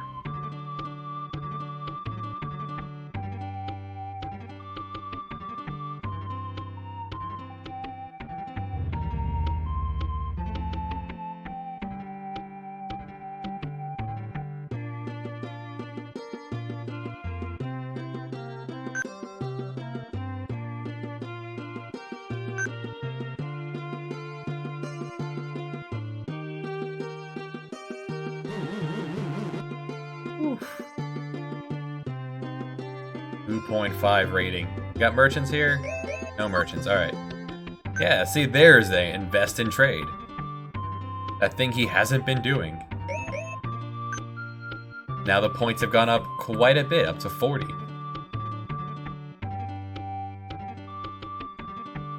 Let's marry off Neko to Jelm. Just lock in that you are my buddy. Good job, buddy. And do I have anyone else that could be a advisor? Chill out, but he's also like really good overall, so. If you just pull up an advisor from the Abyss, they tend to be okay at least at politics. Although this place might be worth doing, because this place gives you dope jewelry. Right, every place has their own thing like that they specialize in. Like jewelry place might be the place to have focus more on the specialty good.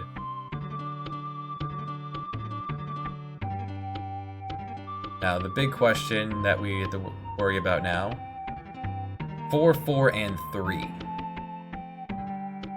That means we need to look south.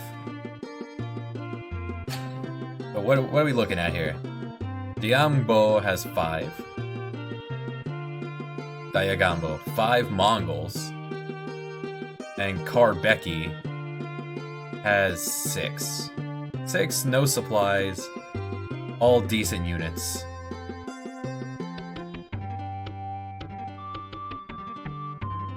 So for us to be able to start steamrolling, we need to... Ideally we'll have the right side green, the left side red, and then we duke it out over 9. And then whoever wins 9 will steamroll the rest of it.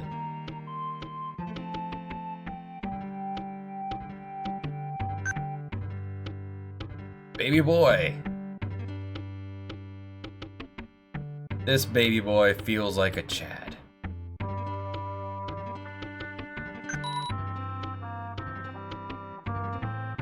Merchants?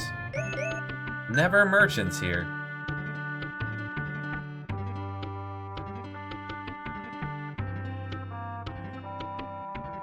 Where are the merchants? Nowhere in my entire territory.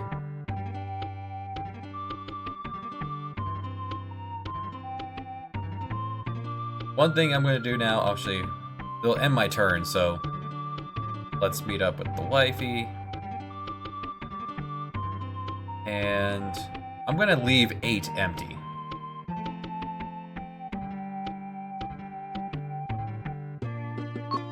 Wait, hold on. I needed 2 turns for that. I need to send the soldiers first, and then send myself. So this whole turn is wifey. Next turn, provided there's no merchants. Still no merchants. So send units.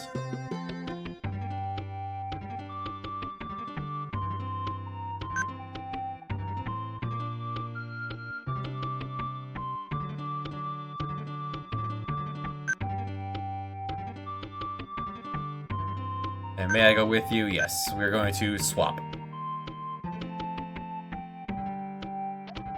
So that can happen if you have someone who's not very rebellious or not very loyal. If we end up with someone like that, our wife will tend to actually tell us. This is a really good place to be, actually. Do we have which merchant? The Hugers.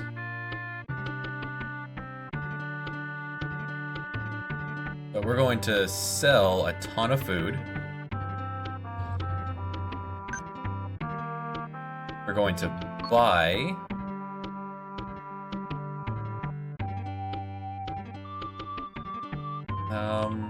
how many Mongols? How many nomads? So we currently have a unit of Mongols, or we make the transition. Yes, give me 8 Mongols, and then sell more food.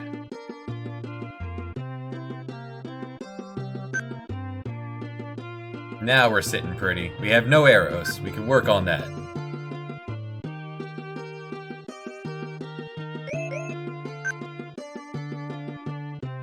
just to show you, it did send Cassian and Tarde north.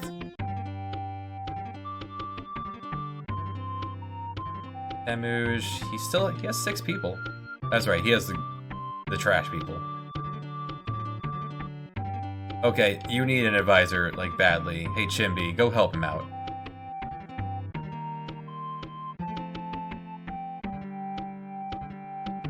No, not Chimbi. Chilown? Chilown. The Sherlock Holmes fella here. You need some supplies before your people rebel. 1 is not a great place to be.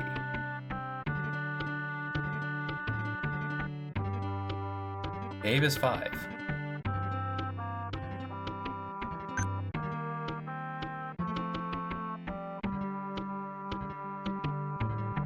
You want to ally? I mean, I don't think you... Actually, I'm gonna say yes, because I have no soldiers in 8.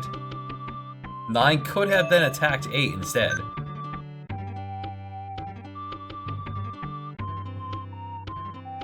So I appreciate that, buddy, pal, friend. 2 years to go. Hopefully, well, maybe we can even extend the alliance on up here.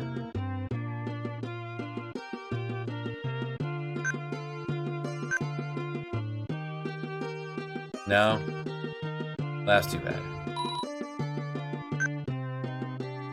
No merchants here today. Rebellion in 10, though. Now, if 1 rebels and they manage to stop the rebellion, we do get to decide what to do with the leaders of the rebellion. And they could be okay people.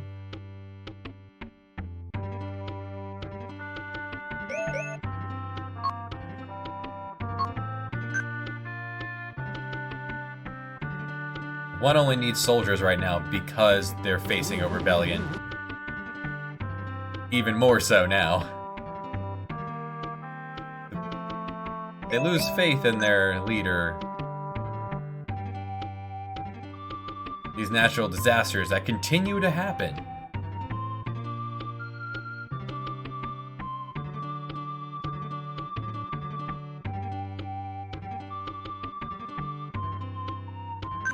Continue to buy forward money.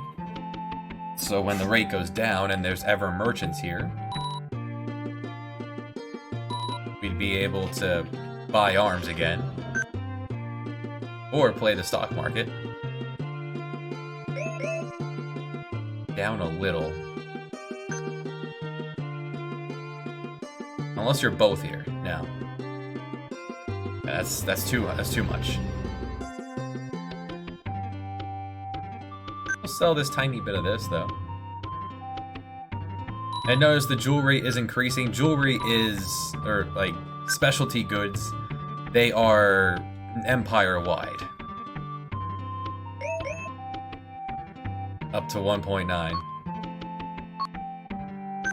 Yeah, invest in forts, sure. Up to 2.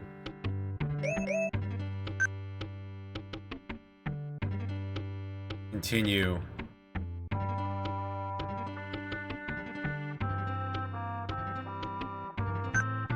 Continue hoarding cash.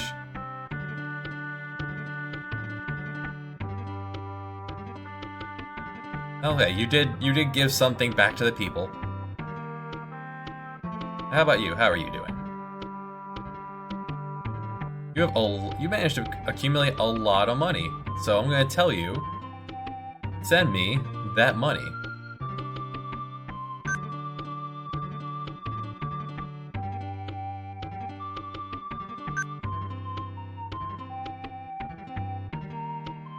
Alright, our alliance has expired.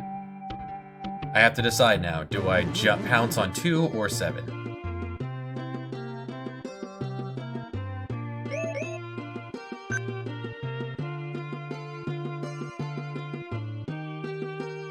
Now, one cheap thing you could save the game, look at another nation, then reload the game. It doesn't seem necessary. We are mostly entirely all good units.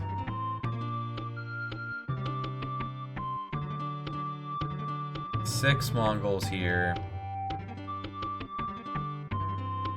8 decent units. 8 okay units.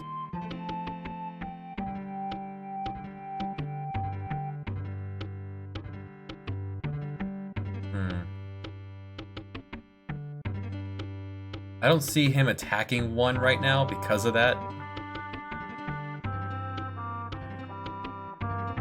I will send him my cruft to ward him off a little bit longer.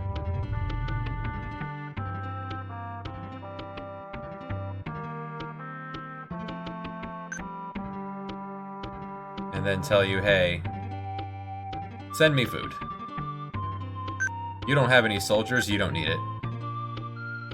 And if they're not loyal to you, they won't, or if they can't spare it, they won't send you the food, or the money, or the soldiers. We are sitting at near max cash. And only 1 year to go. Maybe they're willing to re-establish our alliance, and I'll turn my attention north.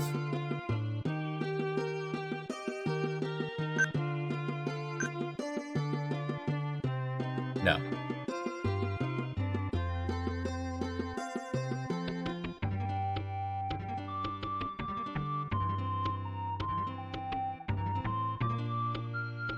Two more Mongols.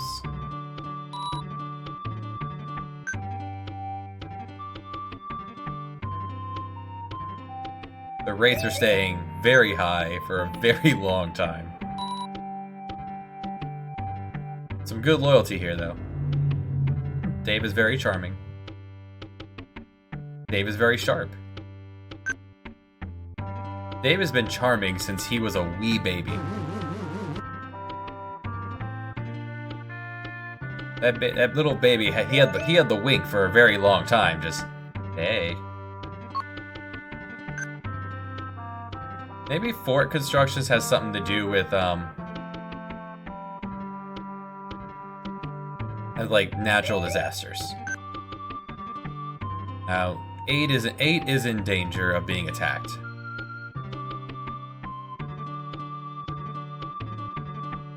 There are 9 unarmed units here.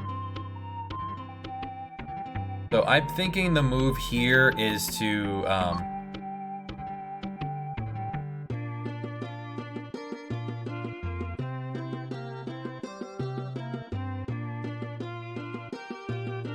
attempt to reestablish this. Yes, okay. We're saved on that end.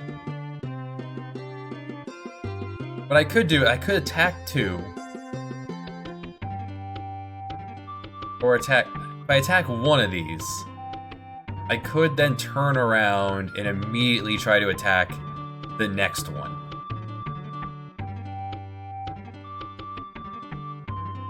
You're only going to get stronger.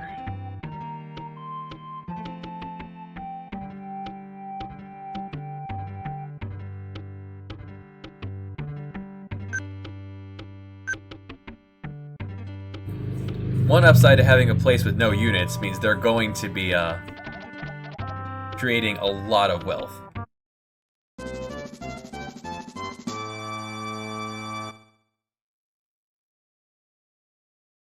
There's that rate turn. Give me, merchant, yes! Now we buy.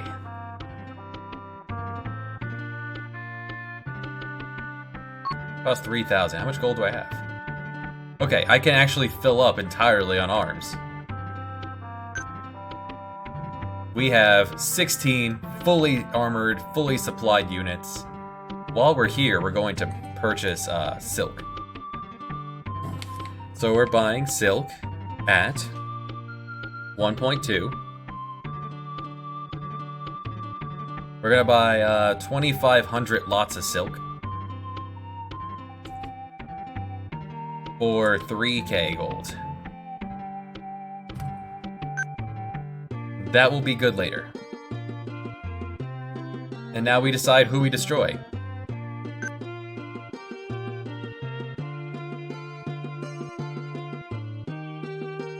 You have 7 units now, because I gave you part of my craft, just to, you know, just to make it even harder for you to pay for them.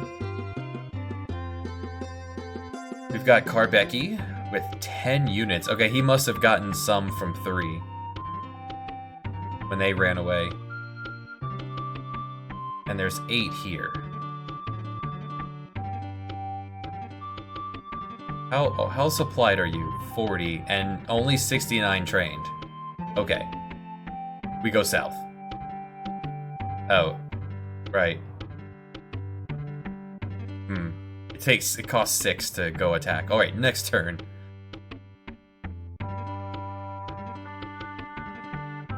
How you looking? You wanna send me some of that there food while you're at it?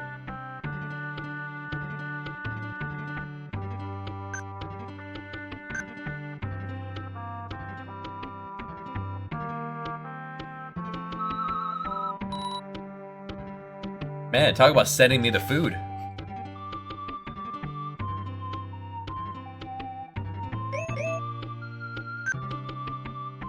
Okay, so... Oh, it's both of them. Alright, so one thing you can do... So we see silk costs 1.5 to buy right now. At the Uyghurs, silk is 2.0. So if you ever have both of these at once, you could spend your entire turn just making tons of money. And if you have good politics, you could do this multiple times. You do the entire exchange multiple times. So as much as I want to go to war, I'm actually going to do this. I'm going to buy all the silk I can. I'm going to sell all my silk. All of it's going to be for a profit. And I'm going to do it again. I'm going to buy all the silk. Well, I don't have enough points to do it.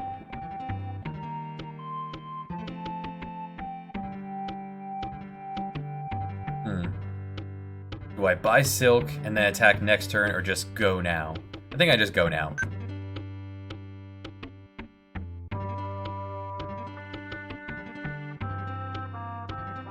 Yeah, you have no arms, you have no trick, you have nothing. Okay. We go.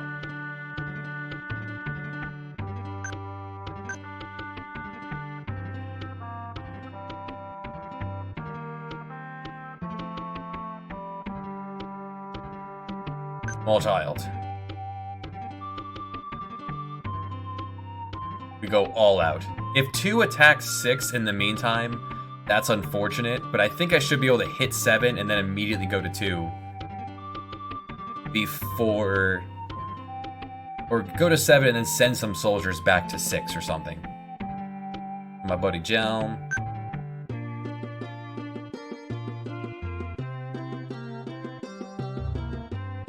And Bilgute.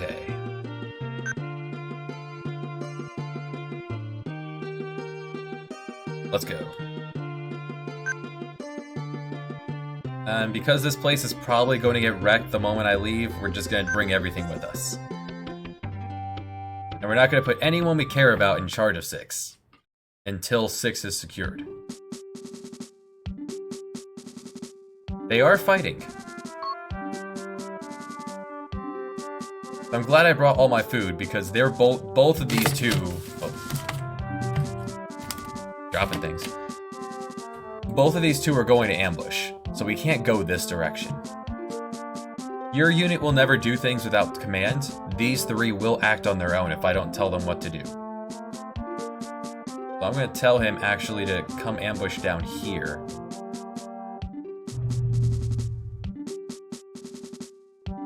You come resupply here.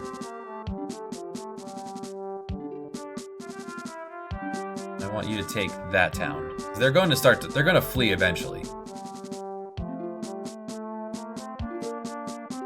Hey, who did I tell to resupply? You, right? No.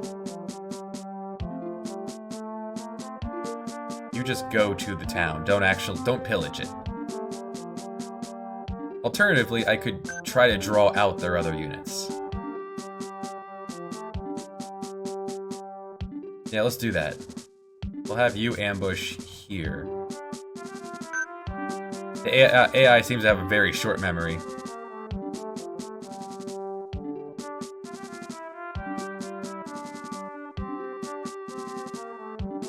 No, definitely don't do that. No, you're going to walk right into that ambush.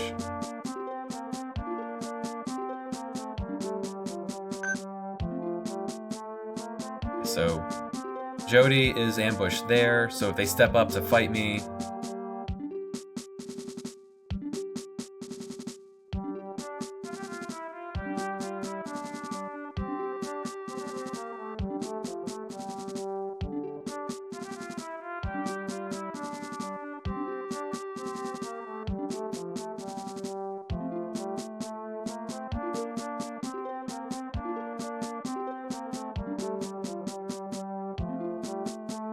Yeah, have you ambush here.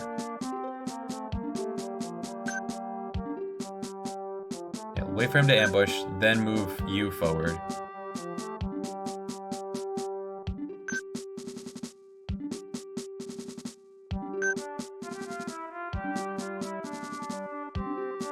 Surprised none of them have moved yet.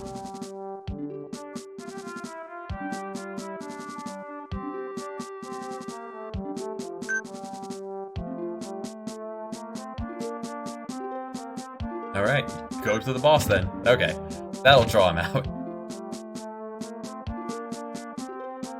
That was very weird. Yeah, his second and my fourth unit compositions are the same.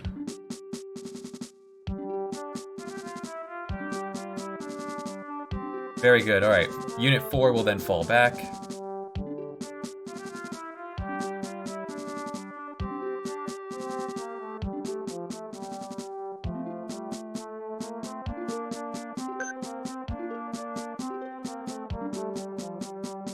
And they're running away. Okay. And one to grow on.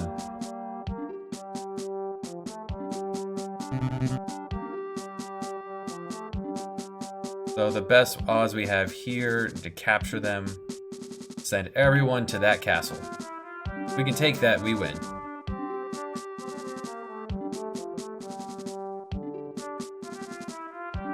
Got it. Oh, we got the front legion, which I'm sure was all Mongols. That's very expensive loss for them.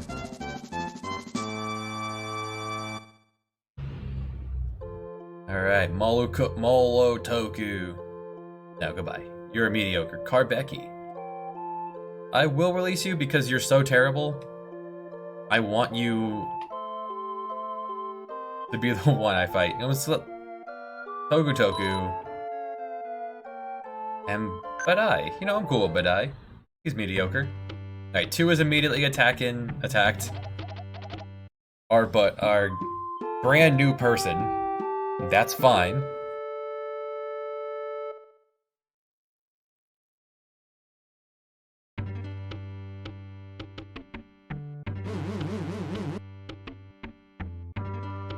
We still came out on top. We have 20 units here, and they are beautiful. You capture units, they come up to your training and supply. Really good.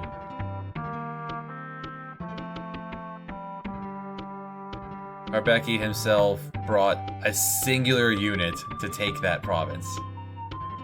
Brilliant.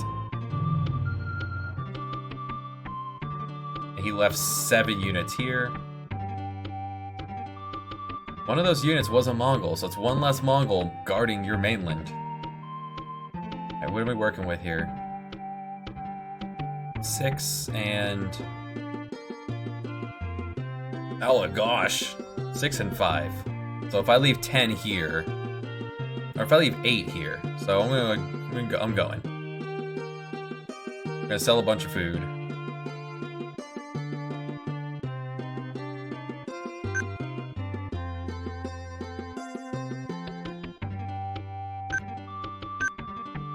Yeah, so I'm bringing 3 units.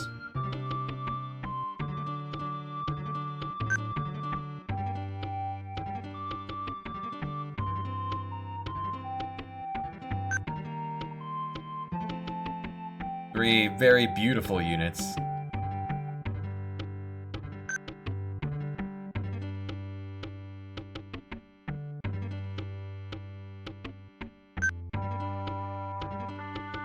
Going to bankrupt that place. They still have a lot of Mongols to pay for.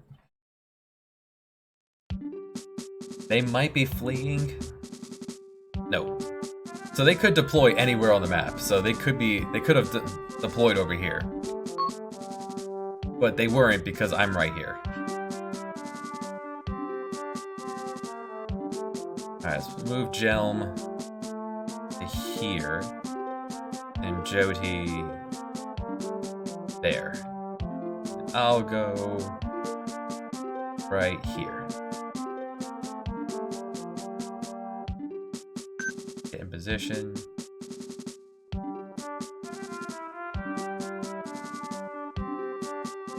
Be very careful not to trigger that ambush. Okay, that works too. Now that he's shown himself.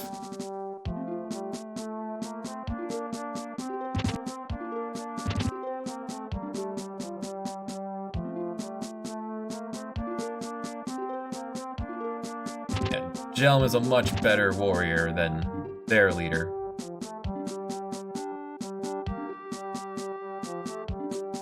Arrows mean that there's going to be a lot of combat going on.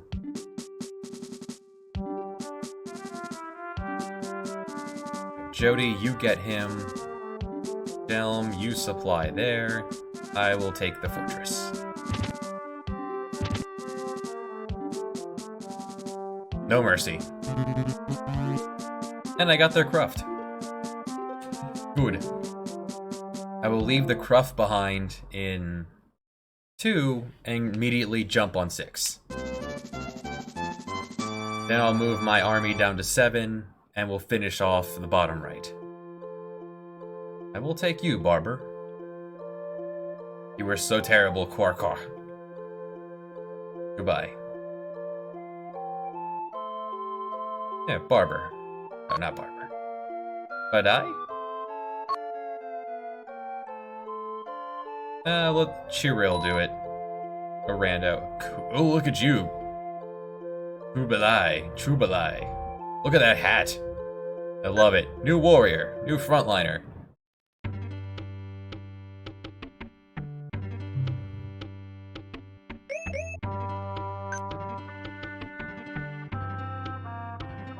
So what did we get for cruft?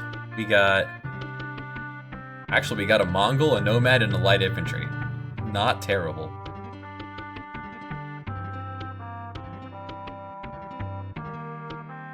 That means there's what left here? A singular Mongol?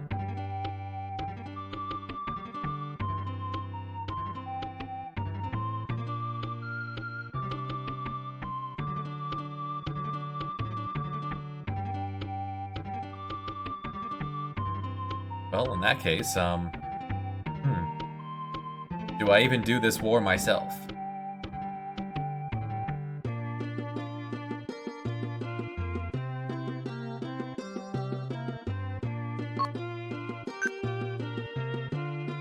I think Barber goes and does it himself.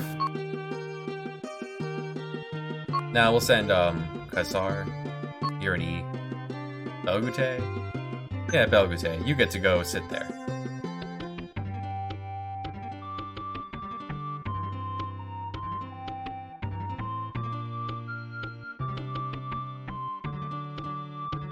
Go get him, Belgute.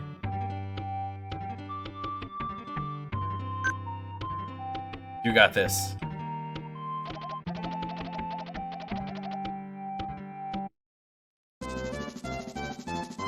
And he is no more.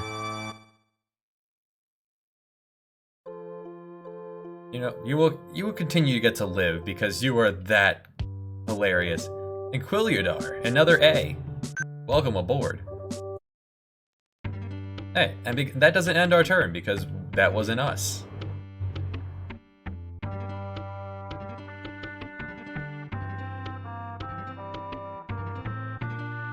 So what do our alliances look like? 5 and 3. So I have 3 years to finish off these guys. Of which it will not take that long. There are 6 of you here. Let's go.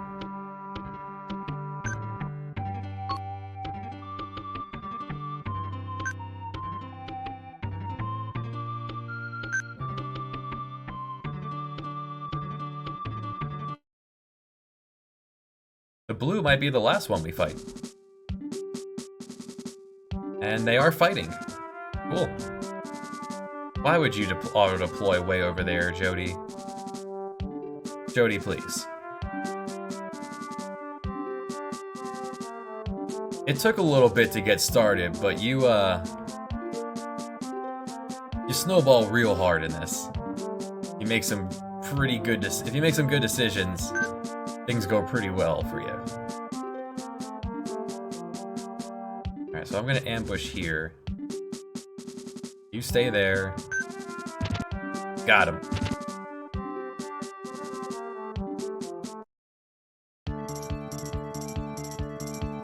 Sometimes they'll try to avoid the ambush. Other times, not so much.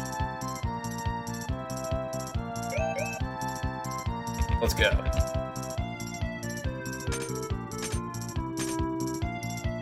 We are Temujin of the Mongols. We want to become the Khan.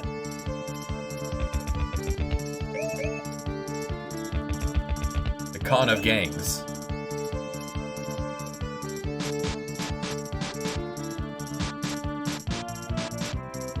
Jeez, that damage output.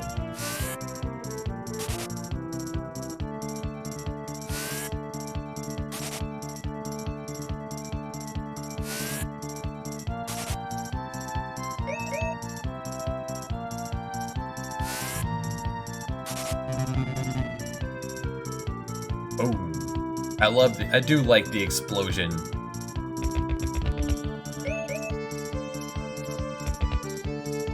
In at least one charge before he wakes up.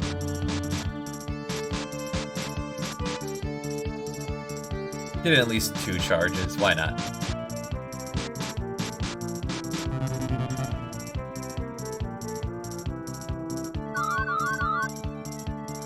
Inconsequential.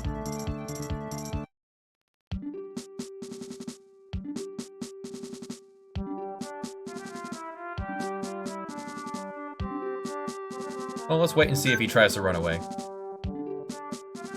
Yep, there he goes. So, I'll sit here, and Jelm, you sit here. Got him. So whatever his first unit was, those are ours now.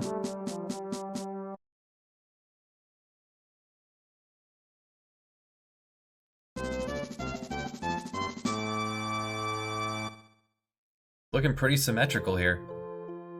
You're awful. Bargay. You're no, goodbye. Not you. You're an A. Yeah, Bad Eye. You look happy. Look at that smiley face. I like your hat. And Unger, sure.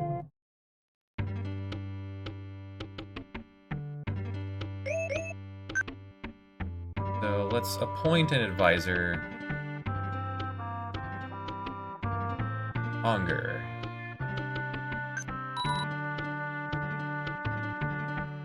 So I have 15 soldiers here. Oh, what did I get from that? I got Cruft. That's fine. Oh, and a Mongol, because I had 11. Alagosh has 5 men left. 3 Mongols, 2 light infantry. Let's just go.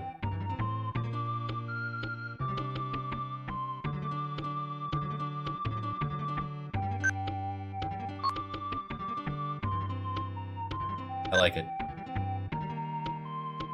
Now, because there's always a merchant in the bottom right there, that's a good place to be to make a lot of money. But we're on a time limit here.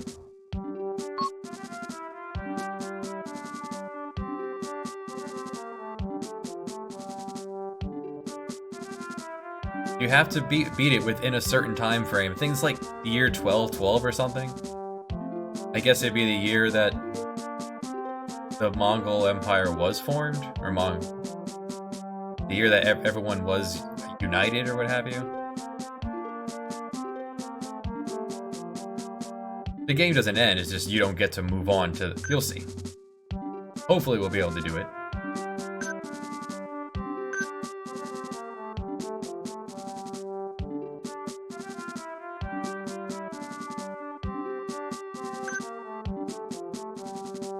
Trying to get him to poke his head out.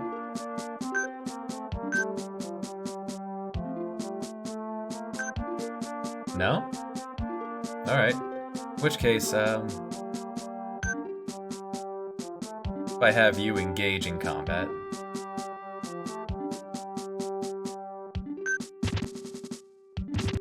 Will that draw you out? Ooh, 3 took a lot of damage. That must have been all their arrows at once.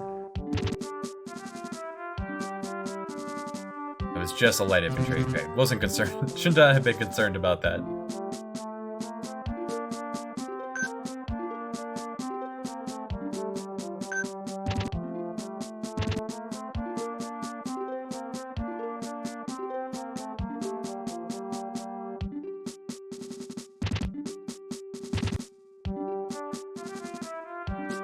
That should do it.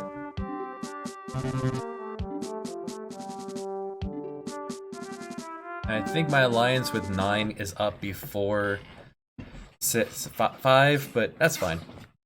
I'll throw all my soldiers into... I'll move myself up into 8. This way I can go one into the other. Gosh. And yeah, now it's your time, Barber. Why not? Appreciate that. Yufnin? Nah. By putting randos, we run a chance of... Oh, that's nice. We run a chance of having a issue with rebellions and people defecting. I'm surprised the Naimans haven't expanded any further than they did. That is peculiar.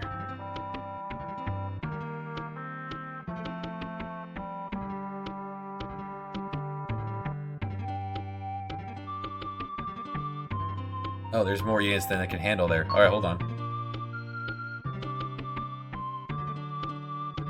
I'll take all the Mongols.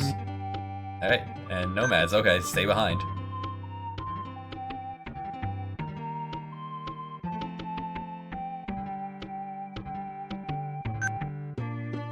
And me.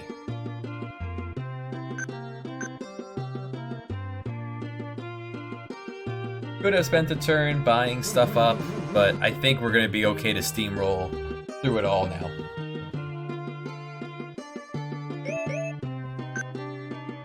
So we have how long to move ourselves up? 3 years, jeez. Alright, we'll have time to make money. Beautiful. Have you managed to get any soldiers here? Belgute? 4. Alright, Belgute, I need you to send those soldiers somewhere else.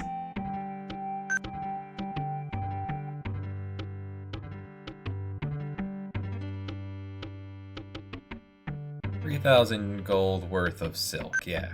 3,000 lots of silk.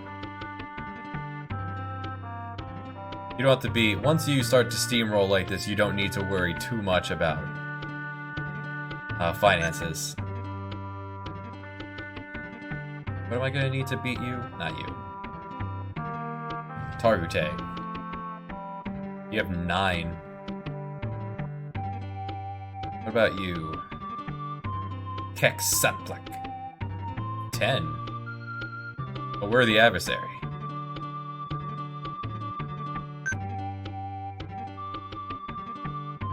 Now don't purchase more because you're out. I'm trying to move it there.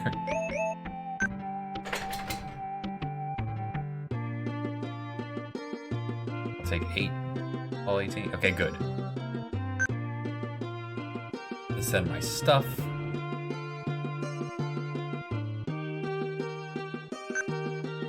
And myself.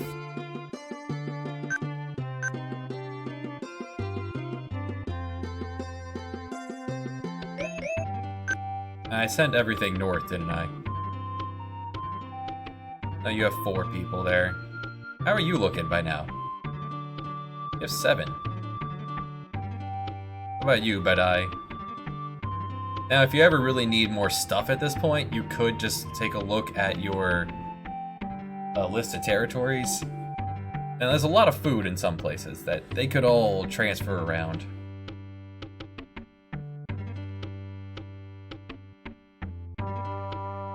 Move all your food there. Or move all your stuff there.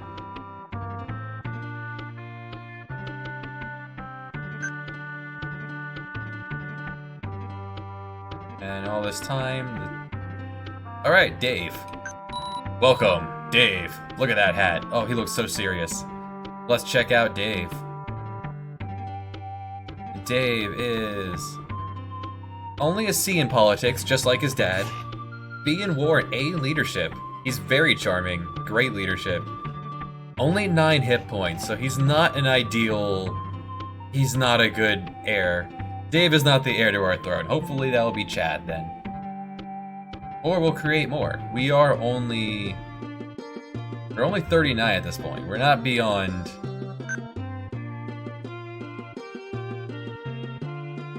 having more children.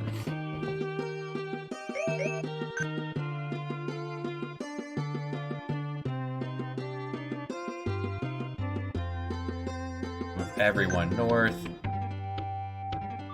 Move everything north. And myself.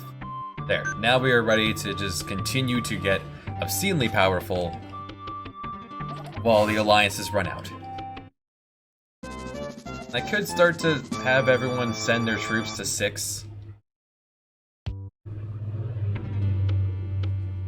I should have everyone... oh, great.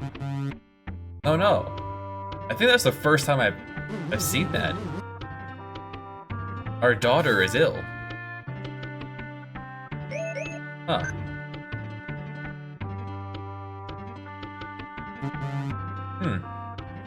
Gotta marry her off before she possibly dies.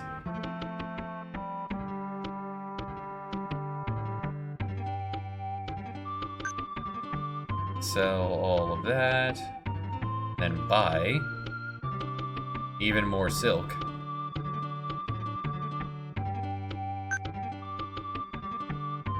And sell more food.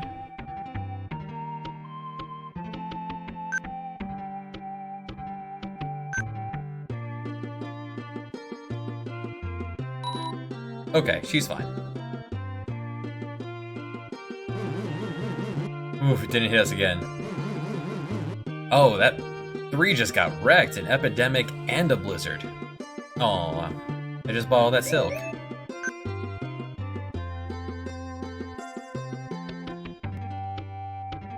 Well, Chinese medicine's a thing, right? So, there's a lot of medicine in the bank for later. Where is most of them? Everything's located in 1 and 5. There are 3 units in 4. Let's move that to somewhere with a relative. Barber's not having a time. Yeah, we'll move that to 7. In case you decide to defect, you won't have anything to defect with.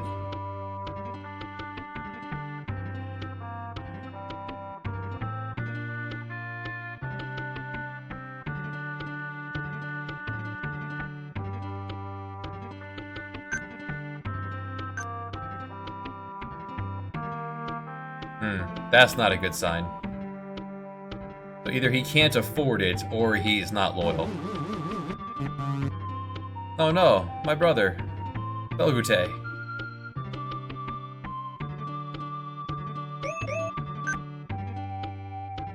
So why did you not move soldiers? Or he doesn't have the ability to, as in like... he is a D in politics, but he has 15 body points. Maybe he had something else he really needed to do.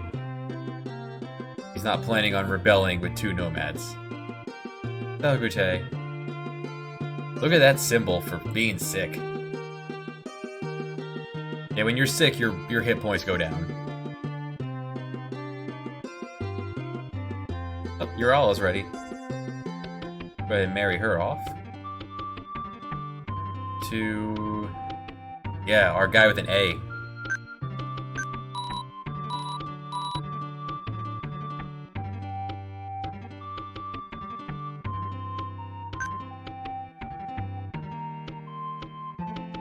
Now the rates are going to stay low forever now that I spent all my money on the stock market. Let's try that again now. Move your troops there.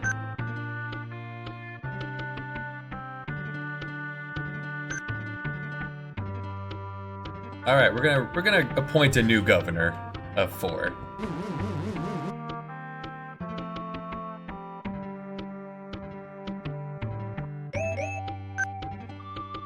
Who do I have? Who would make a not? I could just move any of my siblings there. Yeah, let's move Quasar down there. We're not using him for combat.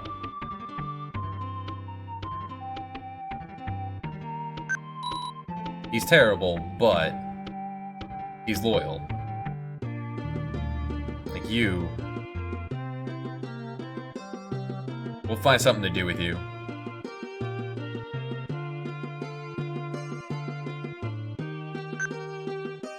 Well, I guess I don't need to move the soldiers anymore, now that that is a loyal spot place, but...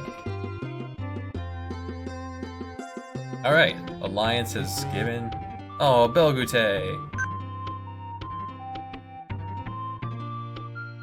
Alright, Shinbe. It's up to you, buddy.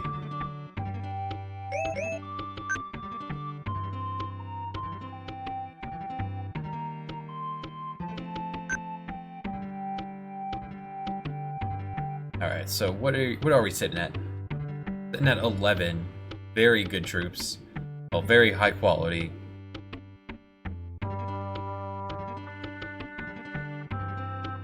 There's only 2 years left on this. You have 10. That's fine. We go. We bring it all. Hopefully the rate will go up and then we can make all that money back. It does cost units. It does cost money to send units. He doesn't have a choice. He has to fight.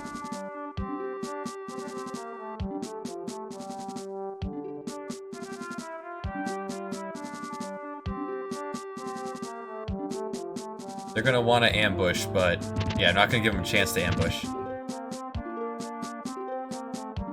So I'm adjacent to one of the units. I could attempt diplomacy, but I can't have any more units, so he can't join me. Now let's pull back 5.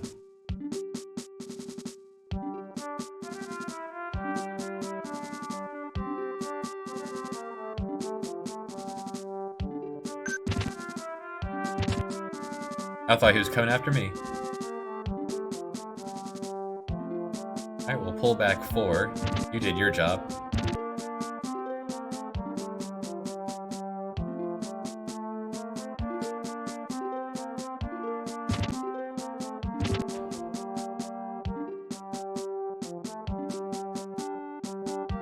Okay, good job, 4.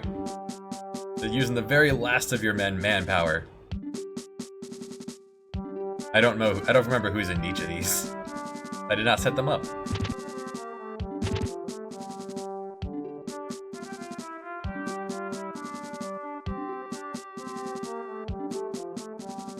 Alright, let's back 2 off. I guess I'll step in to finish it off if need be. If it looks like 3's gonna get chewed up.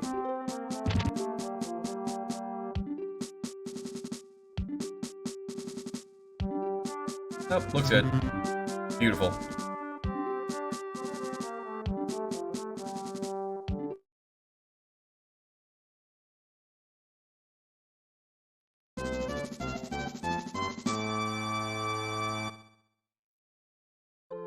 Alright, Kublaji. Oh yes, join me. You are going to be a wonderful advisor for somebody. You're a B, not bad. Ugu guy. No thanks. Keksetplek. You... no, you're gone, because you originally rebelled from the Naimans. In fact, yeah, this is your destiny. Buriboko! Yes! I like that name. Rates are the same.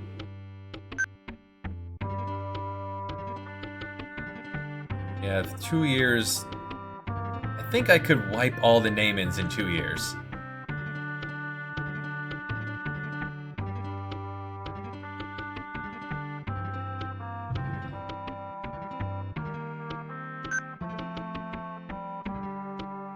Just have to decide which direction to go.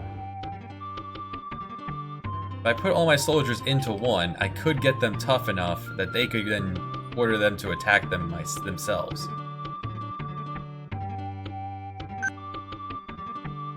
Alright, do I go down and around? Do I go forward? Down and around. Buddha Khan, 13 of you, yes.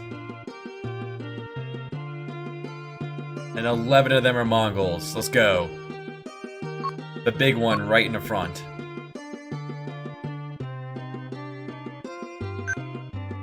Let's go.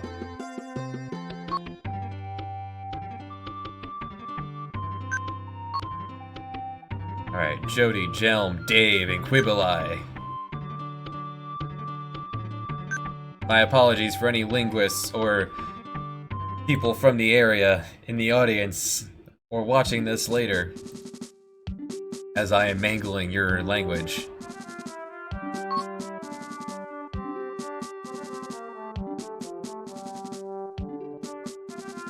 Alright, they're entirely ambushed behind him.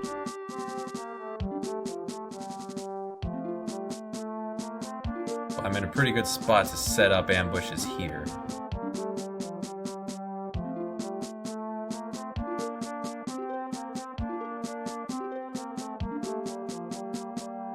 I think I told them both to ambush in the same spot.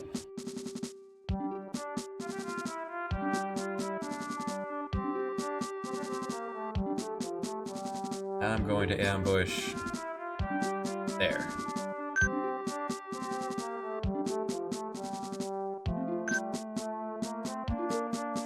Or I'm not going to ambush there. Someone's already there.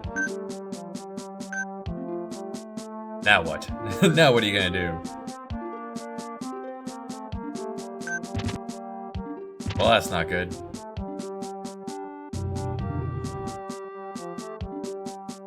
Alright, 4 needs to set back.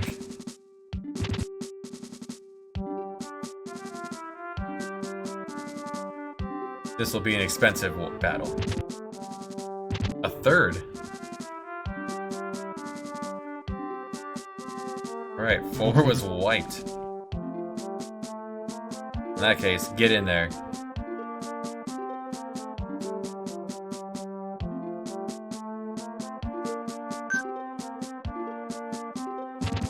Yeah, they should all come out for this fight.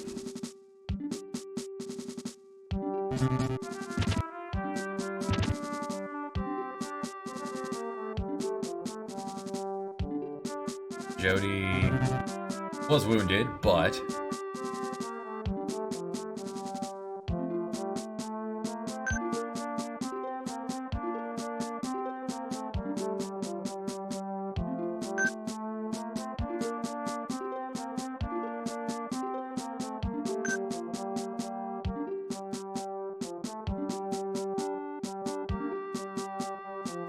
suppose there's a chance of revealing yourself when you move while ambushed.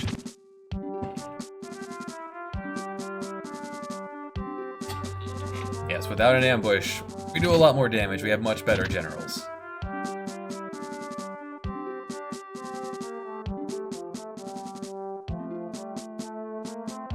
Beautiful. Step there, we'll take their units.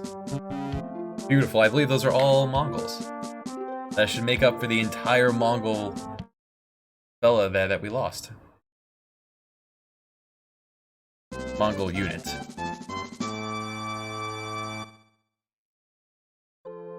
Gengut. Genkar. Hey, politics. Well then, goodbye. Genbor. Kuriboko. And Genlug.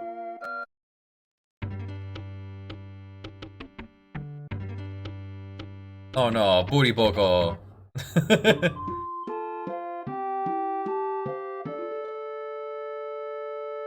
That just means they split up their units.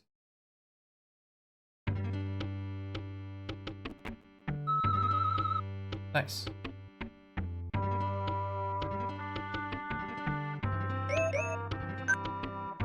So how many units did you bring here? Subugor sent a singular unit. How many are in 8? None. The easier way to look at it this way. Who has units? 1, 2, and 6.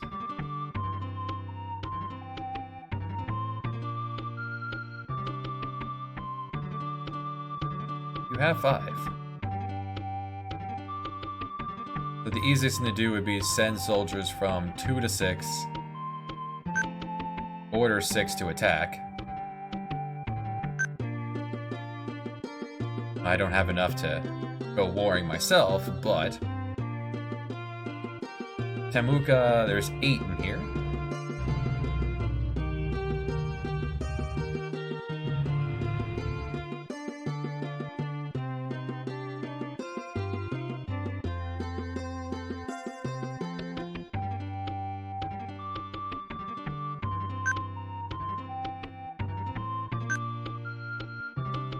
I would have liked him to move troops first, but that's fine.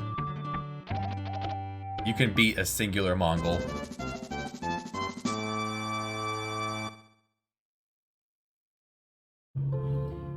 Orgo Jin.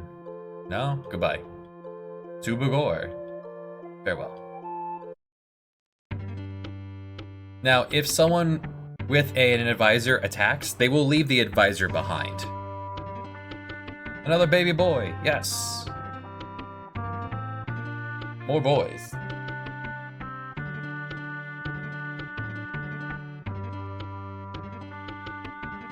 And you get quite a bit of space here to put in the name.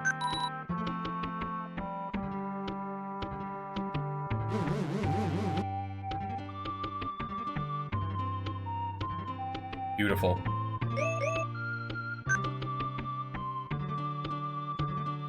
How many did you bring?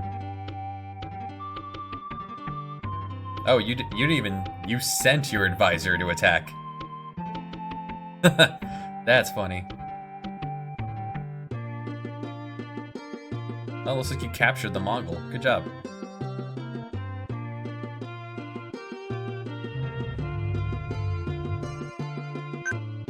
There. Max cash. I'm just gonna walk around with this. Like a boss.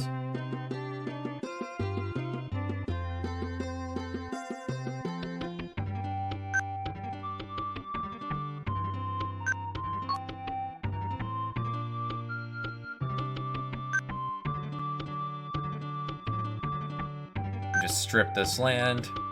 Cost 1,000 to bring 20 units. So you could do the math there of how much each one costs. And they're fleeing.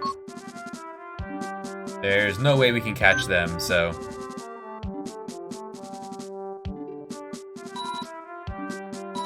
There's a chance we could capture a unit just from them trying to flee. I guess if their leadership is low enough, there's a chance they'll roll to be captured. So they might immediately attack 12, but... Genlug. Tatatonga. A fine advisor. Depending on how many soldiers you sent, I'll have 9 attack you.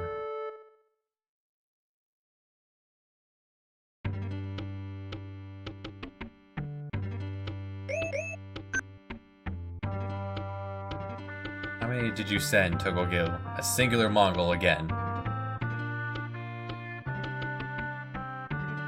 Do you have enough body point? Yes, you do. Okay, good. You go after him. I'm going up.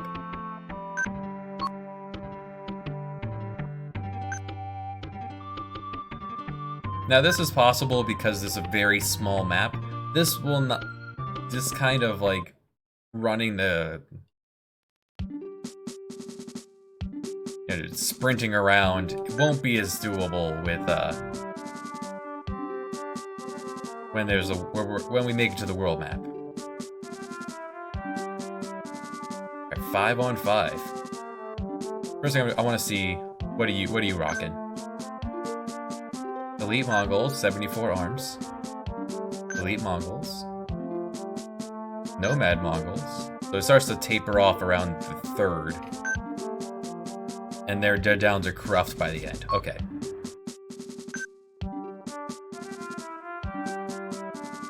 But we need to move everyone this direction. Someone's gonna have to initiate the ambush, but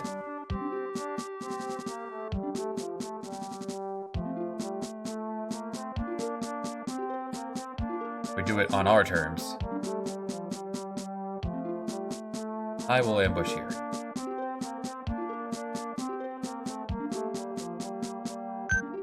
I think that was all 4 heading off to the right. Hopefully no one bumps into each other. No, what are you going? You stop that. You... This way. The pathing can sometimes be dangerous.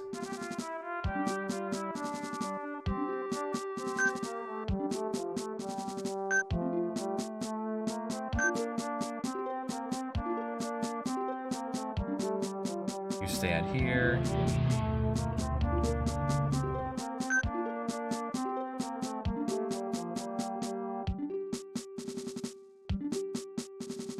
Make it so that once the battle is initiated, everyone will pile in.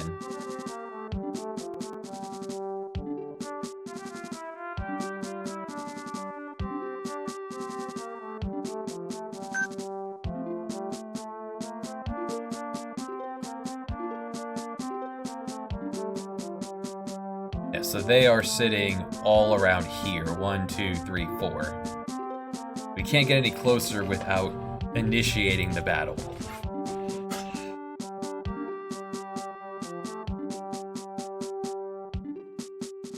I actually want to just move you there.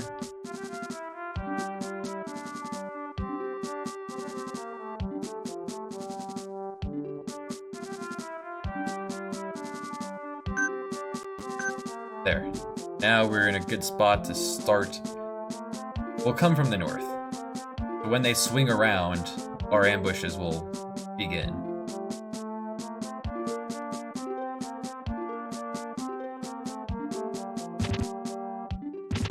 Start the ambushing on their weakest unit.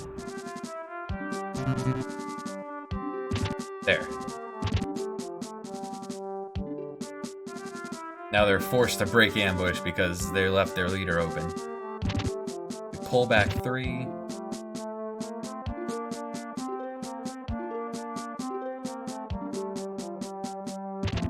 Shame to lose that Mongol, but... Shame to lose that unit, but we can afford more.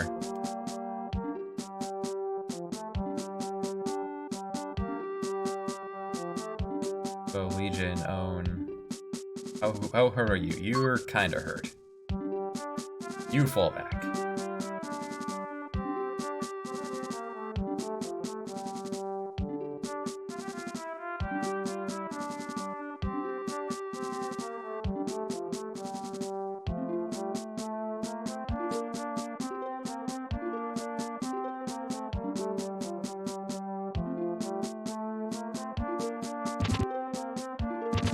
Got him.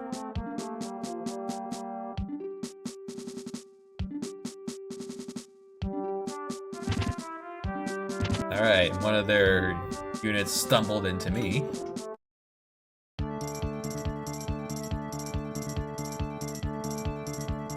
Managed to sneak up an entire group of Mongols. I don't think you can get through this. Wait, that's a trap, I think. This is a really awful terrain. Yeah, you can't get through this. Really bad map. And they're just going to chain revive.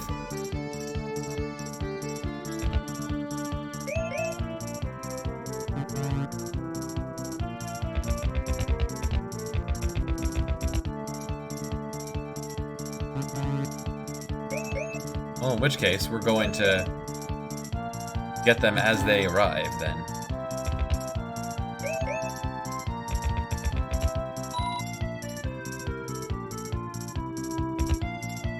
Or are they going to just form up? We'll see what that bottom left does. He may have just spent all his points doing the revive. Nope, they are going to advance. Good.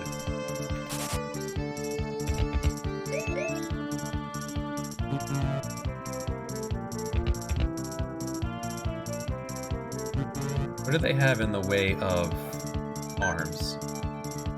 Actually, quite a bit.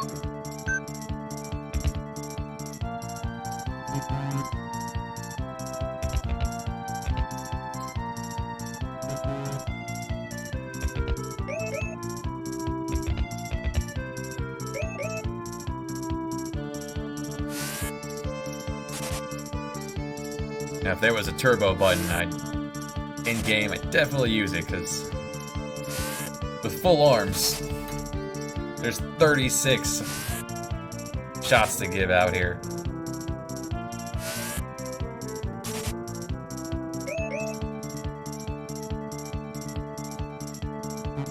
It's a lot of punishment to dish.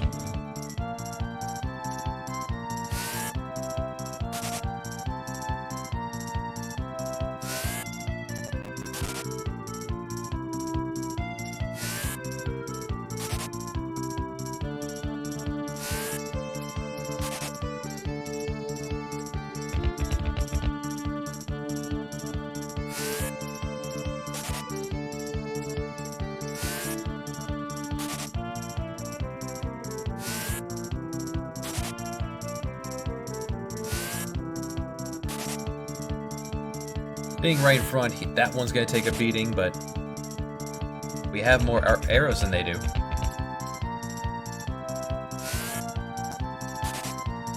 We couldn't take advantage of the ambush because of the awful terrain here, but we are a fresh unit. But chewing these guys up is going to be beneficial in the long run. All the arrows are going down, so we'll send ours to the right.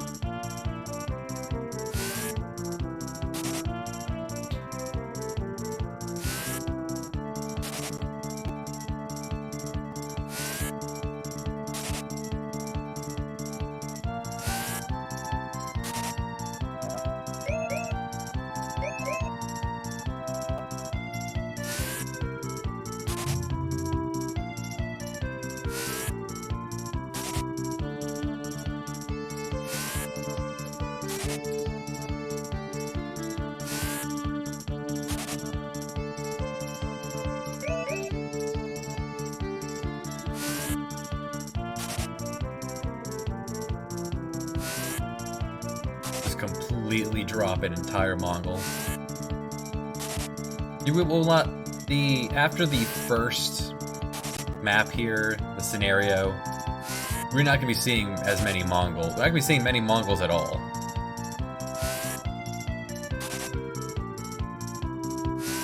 Mongols going forward will only be recruitable in Mongolia.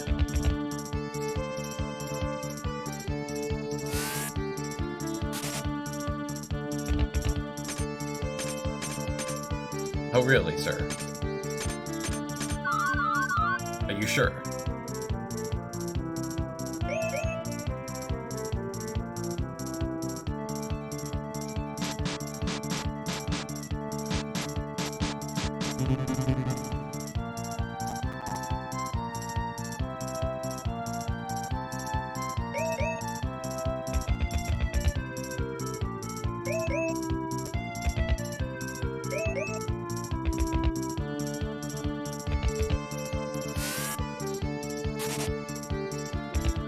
Yeah, use the bottom two as arrow sponges. We still have more arrows to dish out.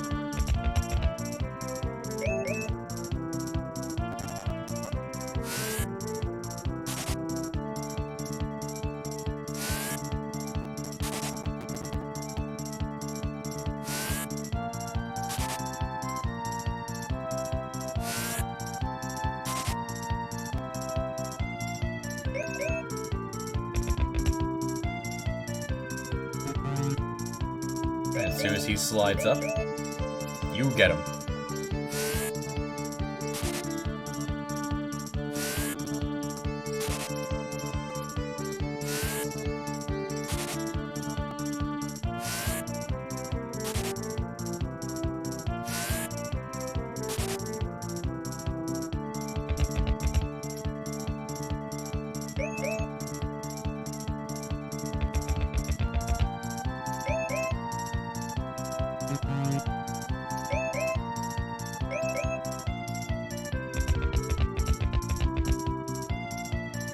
Now the next one steps up and starts to spread out their shots.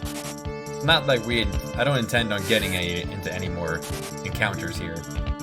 We are here to chew up this group. Reduce the threat to the others.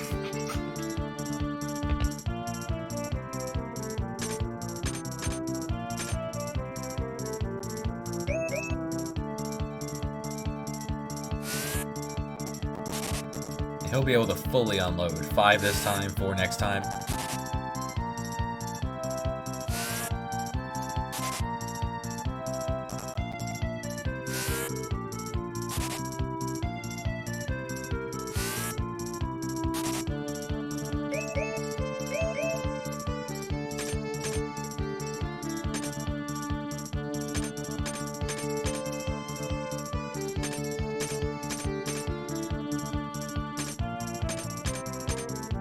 Well, this is a great interface and all. It's still very slow and clunky.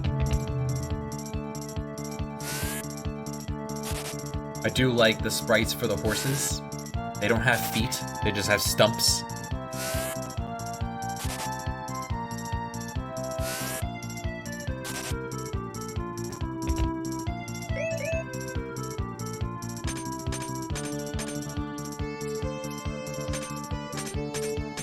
There will be very little of me actually doing combat unless necessary. Once we're not on such a time crunch. Because we had a very rough start.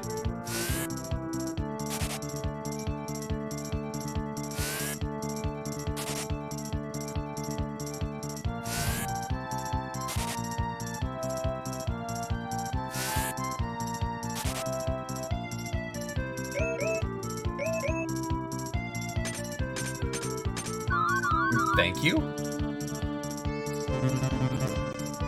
There goes 7 or so arrows from the next time this unit gets to fight.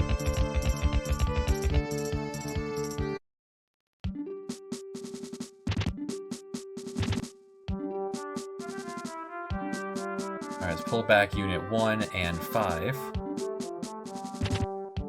Or let 5 fight to the death so I can replace them with Mongols.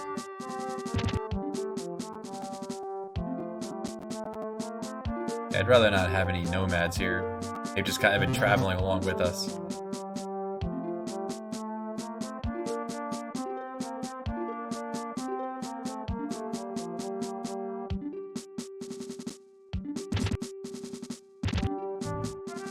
Alright, get him, Jody.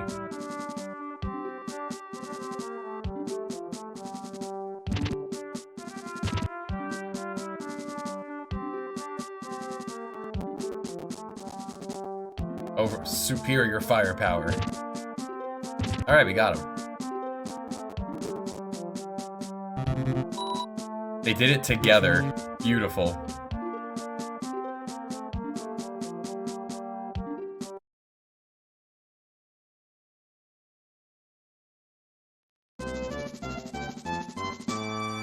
And a unit falling in battle does not...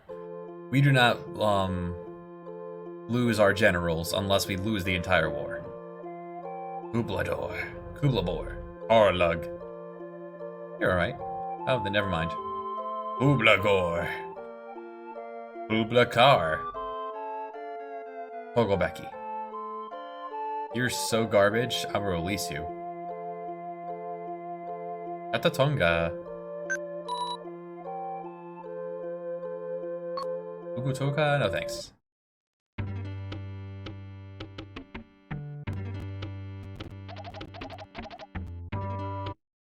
Nailed it. Now that could have been dangerous had a lot more units escaped into 12. 9 could have not had a chance. Togo Gil. Oh, you look friendly. Yeah, Subujin, enjoy.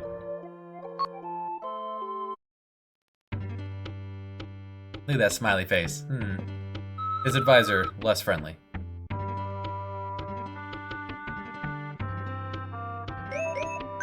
How far are we off from that alliance? 1 year. We have 1 year to get over there and finish this. How many units do you have left? 4. What do you have left in your nation? Torbil has 9, 11, 12, and Chaya Khan himself has 2. Alright, so we'll invade 10 into 11.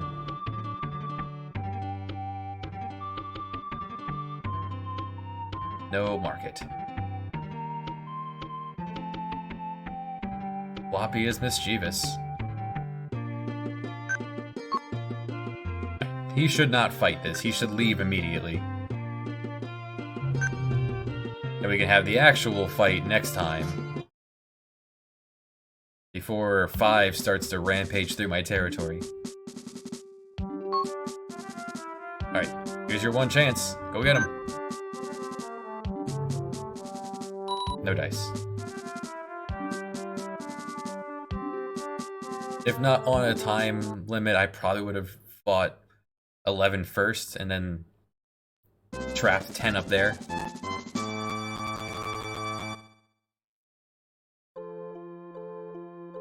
Chigor, welcome. Oobla Lug. Oobla Kai? No. And a harvest, as you do.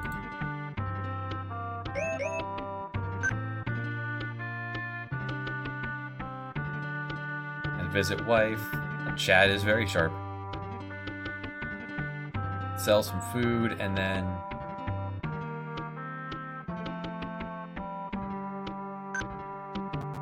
off we go.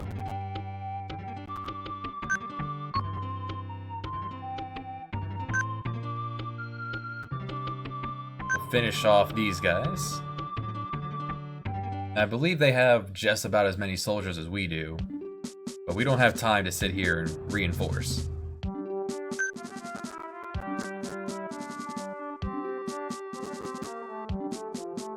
This is a rough opening, actually. They have elite Mongols in 1, elite Mongols in 2. Mongols go all the way to part of the 3rd unit. Alright, 4th. So 4th is where I'm going to break the ambush. We're coming from the right.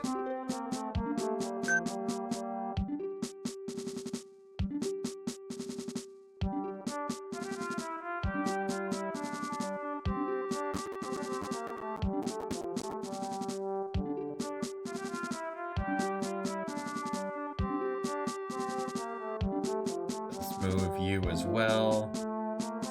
This way. I'm actually going to ambush right here.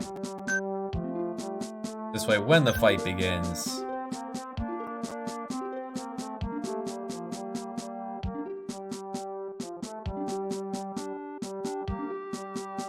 I do like the icon of like a scimitar.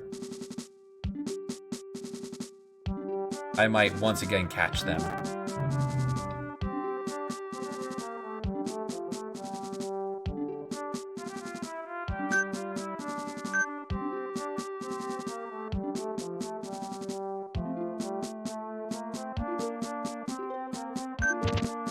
There. Joti will... Yeah, Joti's gonna break the ambush. He'll take the least amount of damage as the best general. And as they swing around to engage them... Beautiful.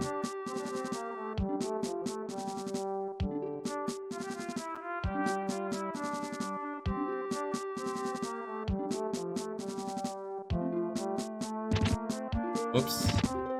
Right, there was a guy there of Mongols. This could be rough. You know, just to keep it interesting. Alright, at least this is their hybrid unit. These are their leftovers. I just need one person to break out and we'll be able to put ourselves back together again.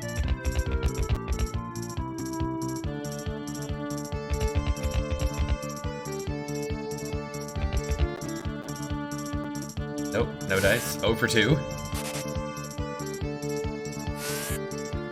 We're gonna take a lot of damage.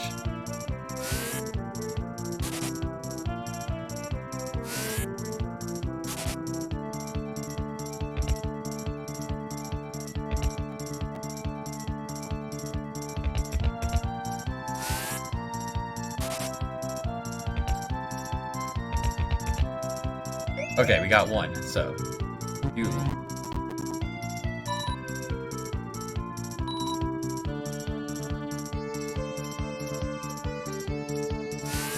Alright, now we can begin to fight back.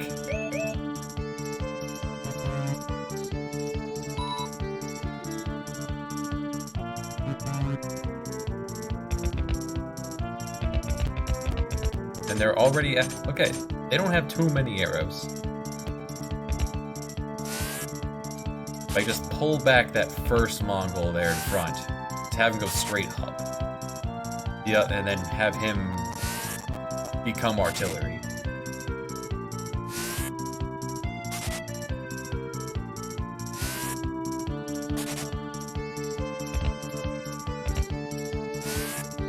This is the unit I was hoping that my ambush unit will catch.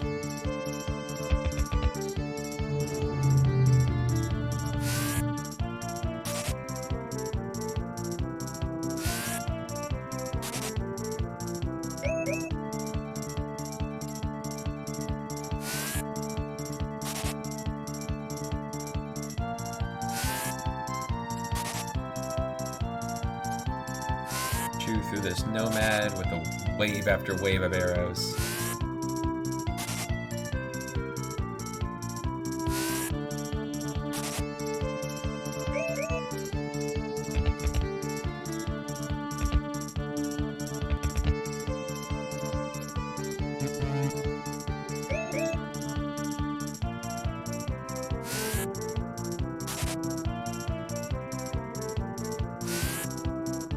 Yeah, there's still 10 turns to go. We have a ways in this fight.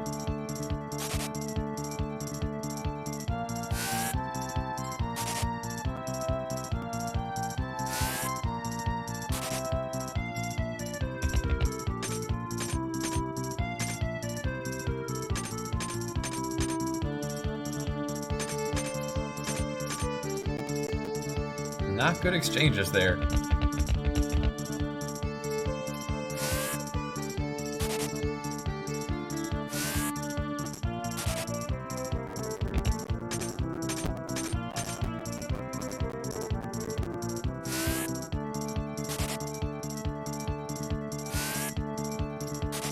And the robots start to flood in. Get out of here. Get out of here.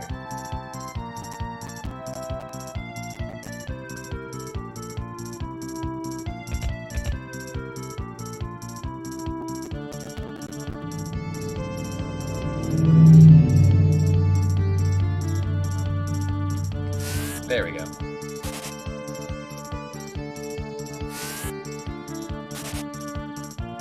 Use the range on the stronger enemy.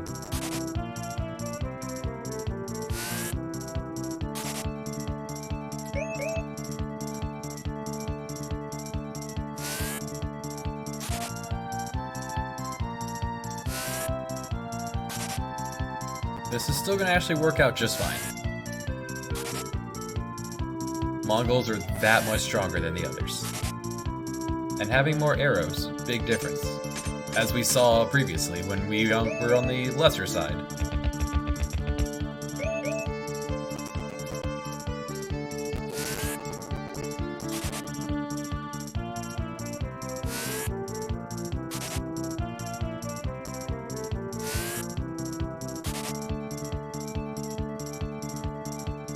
And the music, I believe, is actually different if you don't have any horsemen on the field.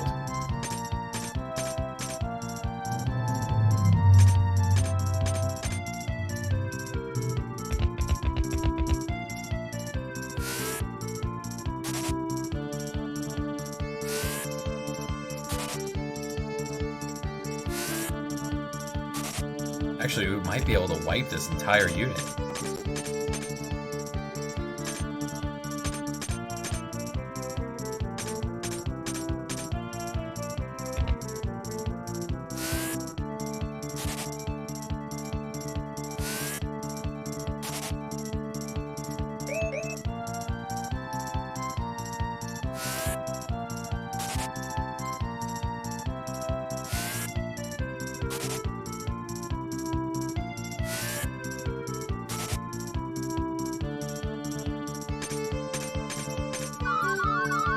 next one should finish him off. Or not quite.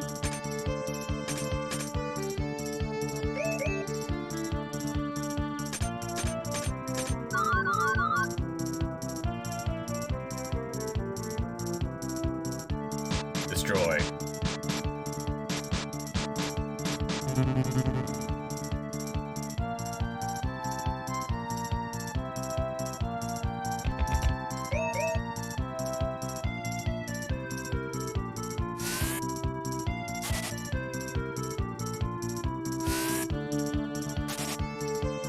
Take him down with arrows so the front one can slide up and work on the Nomad next.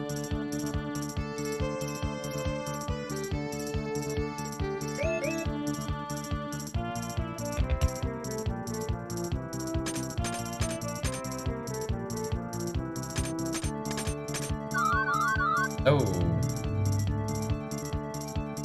That's a relatively low chance of happening.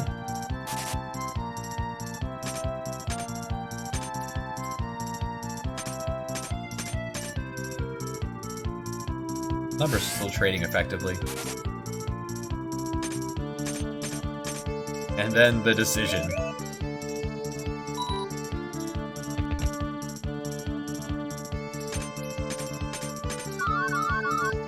Yeah, back at you.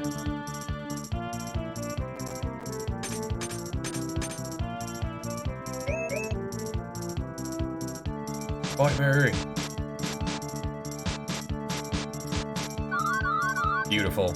Yep, we're gonna be able to wipe this whole squad. When we were bitten ambushed.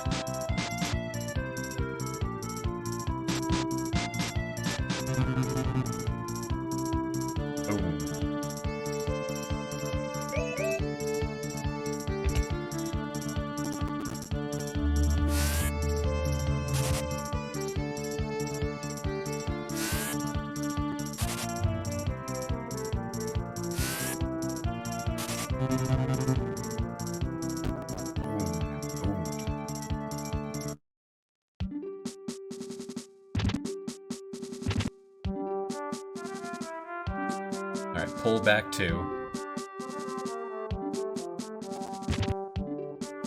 Or Jody fights to the death.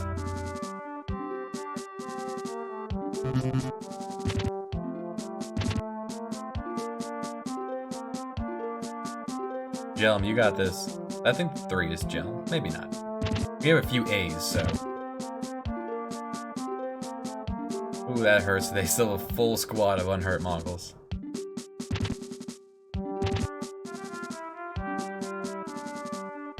And those Mongols are gonna come for me next. So, ambush there. Oh, he's going after 4 instead.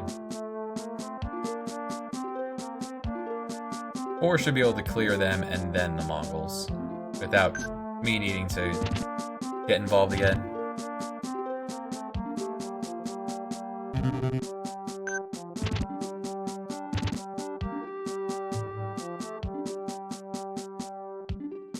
Having more arrows will make the deciding factor there.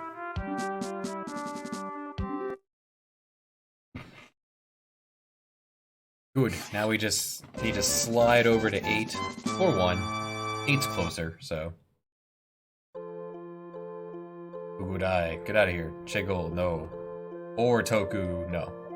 Chibor, no. Taion Khan, hey buddy, yeah. I'll take the Khan, you were my rival. Here, roll. Oh wait, you were the treacherous one, weren't you? Oh well. I left that land empty.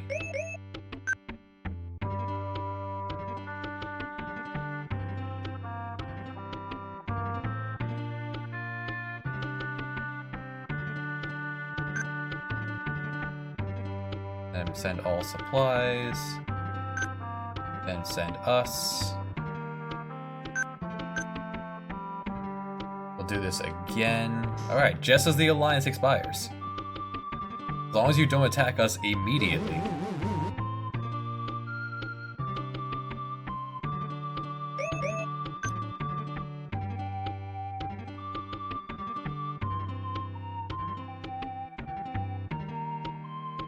Sure, I'll take the cruft. Whatever we've managed to accumulate.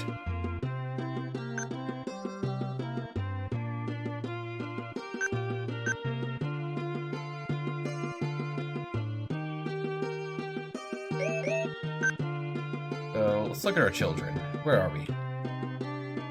Oh, Chad and Gwendolyn are both ready. So, first, Gwen. Tyon Khan, my brother! You're my brother now. And the Chad.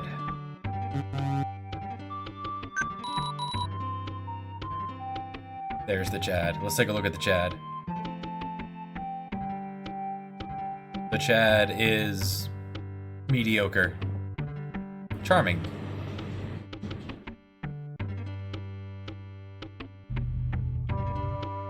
You've managed to accumulate nothing in all this time. Targutai is sitting strong at 10.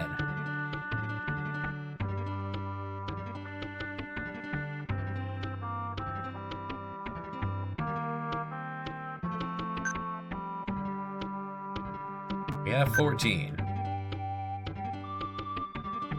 No, brother! Temuge! You jerk!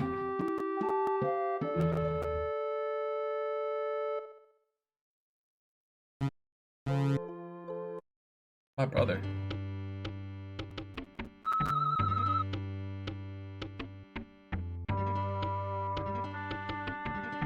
Now you want to lie? Get out of here.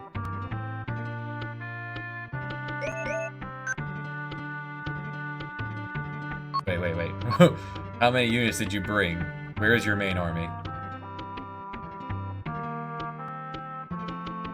There's 6 of them, so you split your army in half.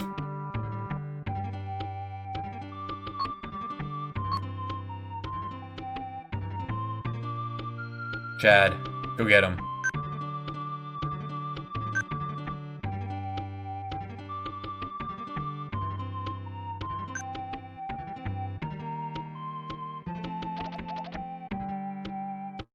Destroyed.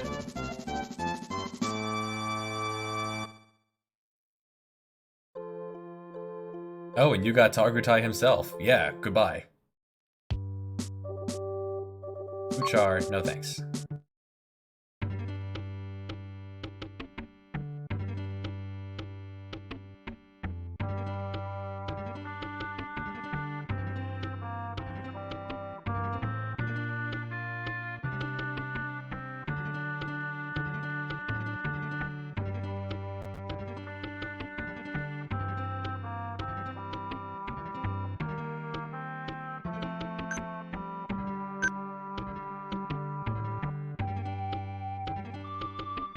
That rate is so low. Now, when the rate is this low, that's when it is probably... It's actually cheaper to hire from mercenaries instead of your units.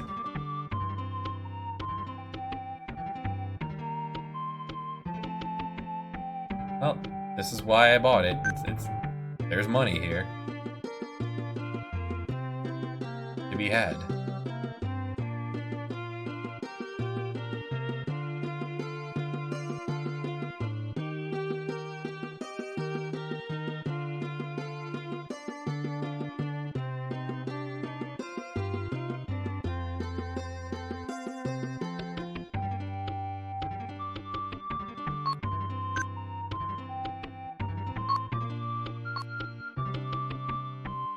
I can't afford to send the whole army. Well, hold on.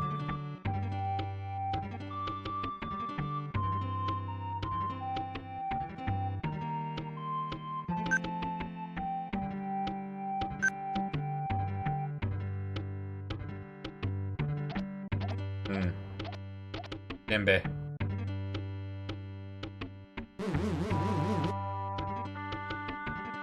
Slowing us down, buddy. First off, what do you have? Jimbe. A single Mongol, and you proclaimed your independence.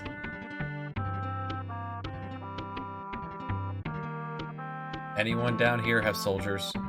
You have 3.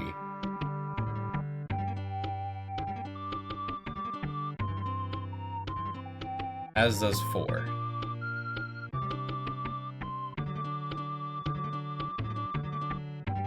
Go get him.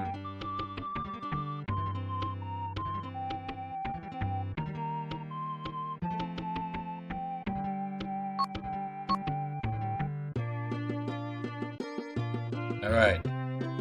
Tough guy. You get him.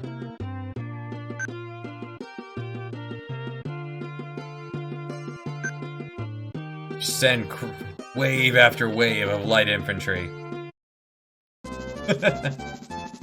That is something you can do. Just send wave after wave of light infantry at someone.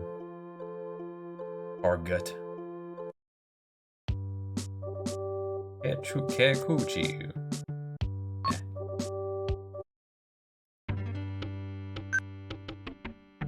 Alright, Pazar, get him. Well, that rebellion. Chimbe is no more.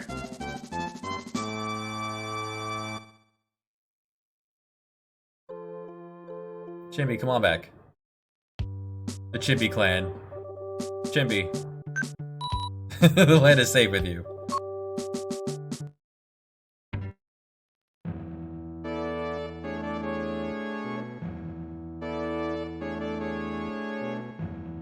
The land is safe with Chimby.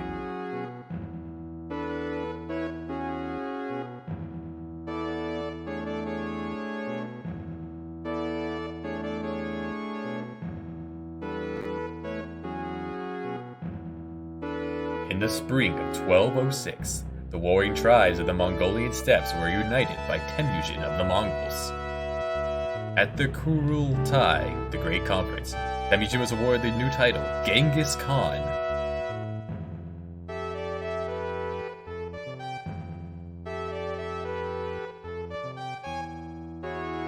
Select your subordinates for the next scenario. Now the only thing you get to carry on who comes with you.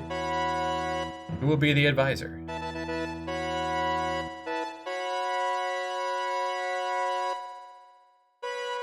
Fortune. General number 1. KOEI. General 2. The Chad. General 3. Joti. General 4. Gel. General 5. Dave. Uludar. Taiyan Khan.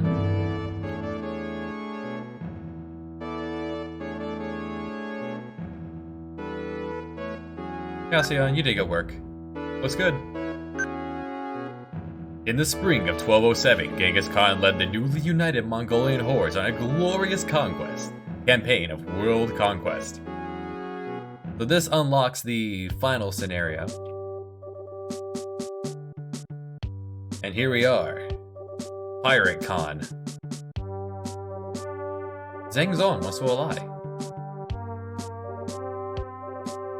Yes, I shall accept. Because there's a lot more going on here. It goes from Northern Africa.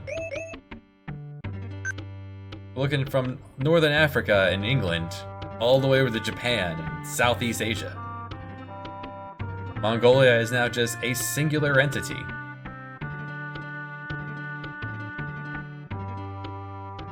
We kept our child. Okay. I think the cutoff is 1212, something like that.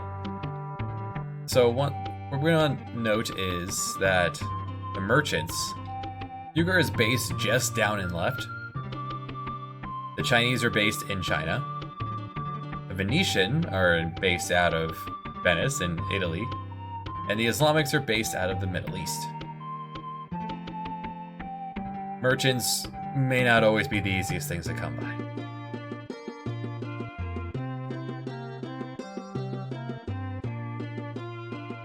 First thing, set up some new, decree some new policies.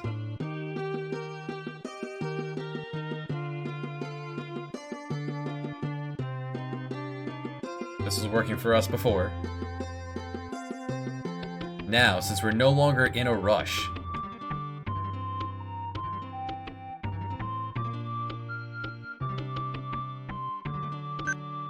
We want to just settle in here for a while.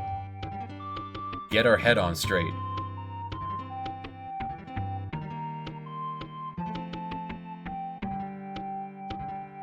Such a charming boy. And let's take a look at our neighbor since we have some space. Larson. All of 5. Tempting target, but we don't have enough soldiers to spread out. Wei Shao. They're sitting with 6. Hang Zong with 6 as well. Now we are allied with the red ones there. And they have no arms. No air. They have no one that shoots arrows. And Barjuk with 6.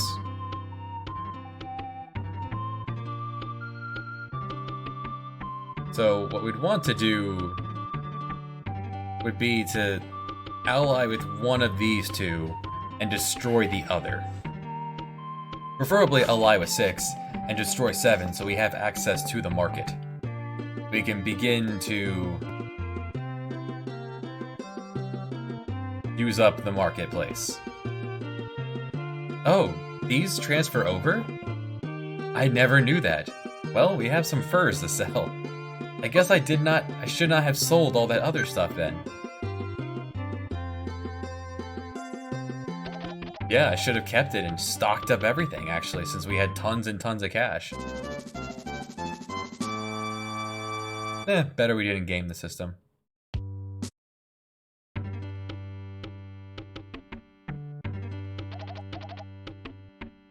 There are some very powerful units that come out of the Middle East.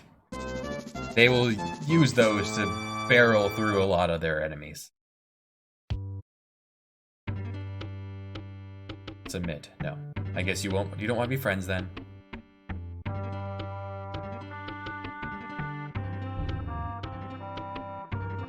William II of Italy.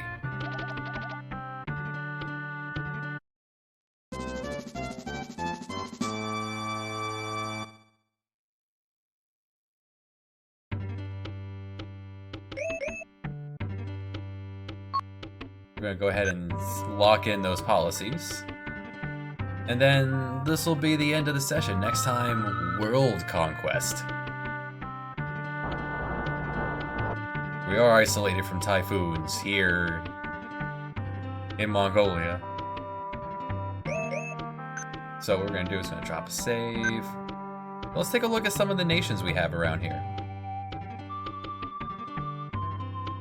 We have Minamoto and Hojo. You might recognize some of these people from, you know, the history of the Kamakura Shogunate. Mingzong in Korea.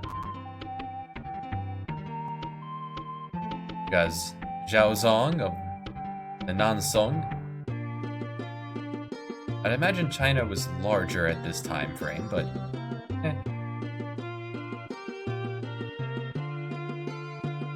Al-Nasir of Arabia, the Baghdad Caliphate. These guys who were making a name for themselves already of Egypt, the Ayyubids. Up here we've got Richard I, you know, the Lionheart. They have fancy units out that way. In Spain, we have Alphonse VII, the Castilians.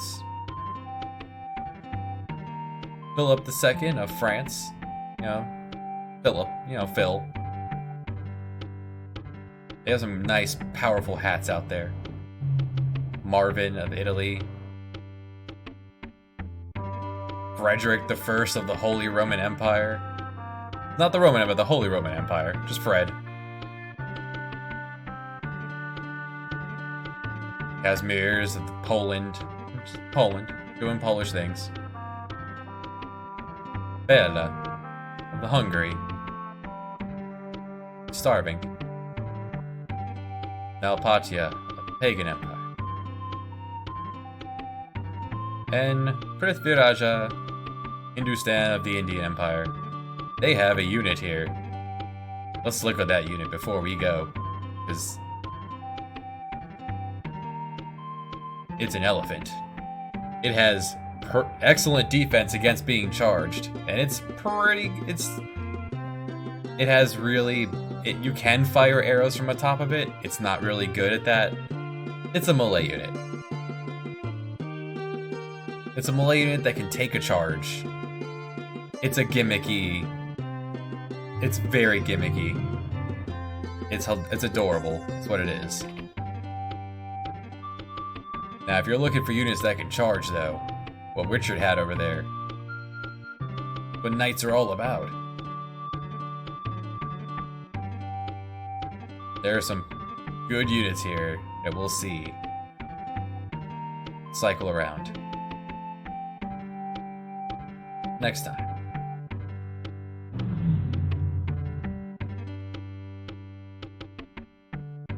Next time. Take care.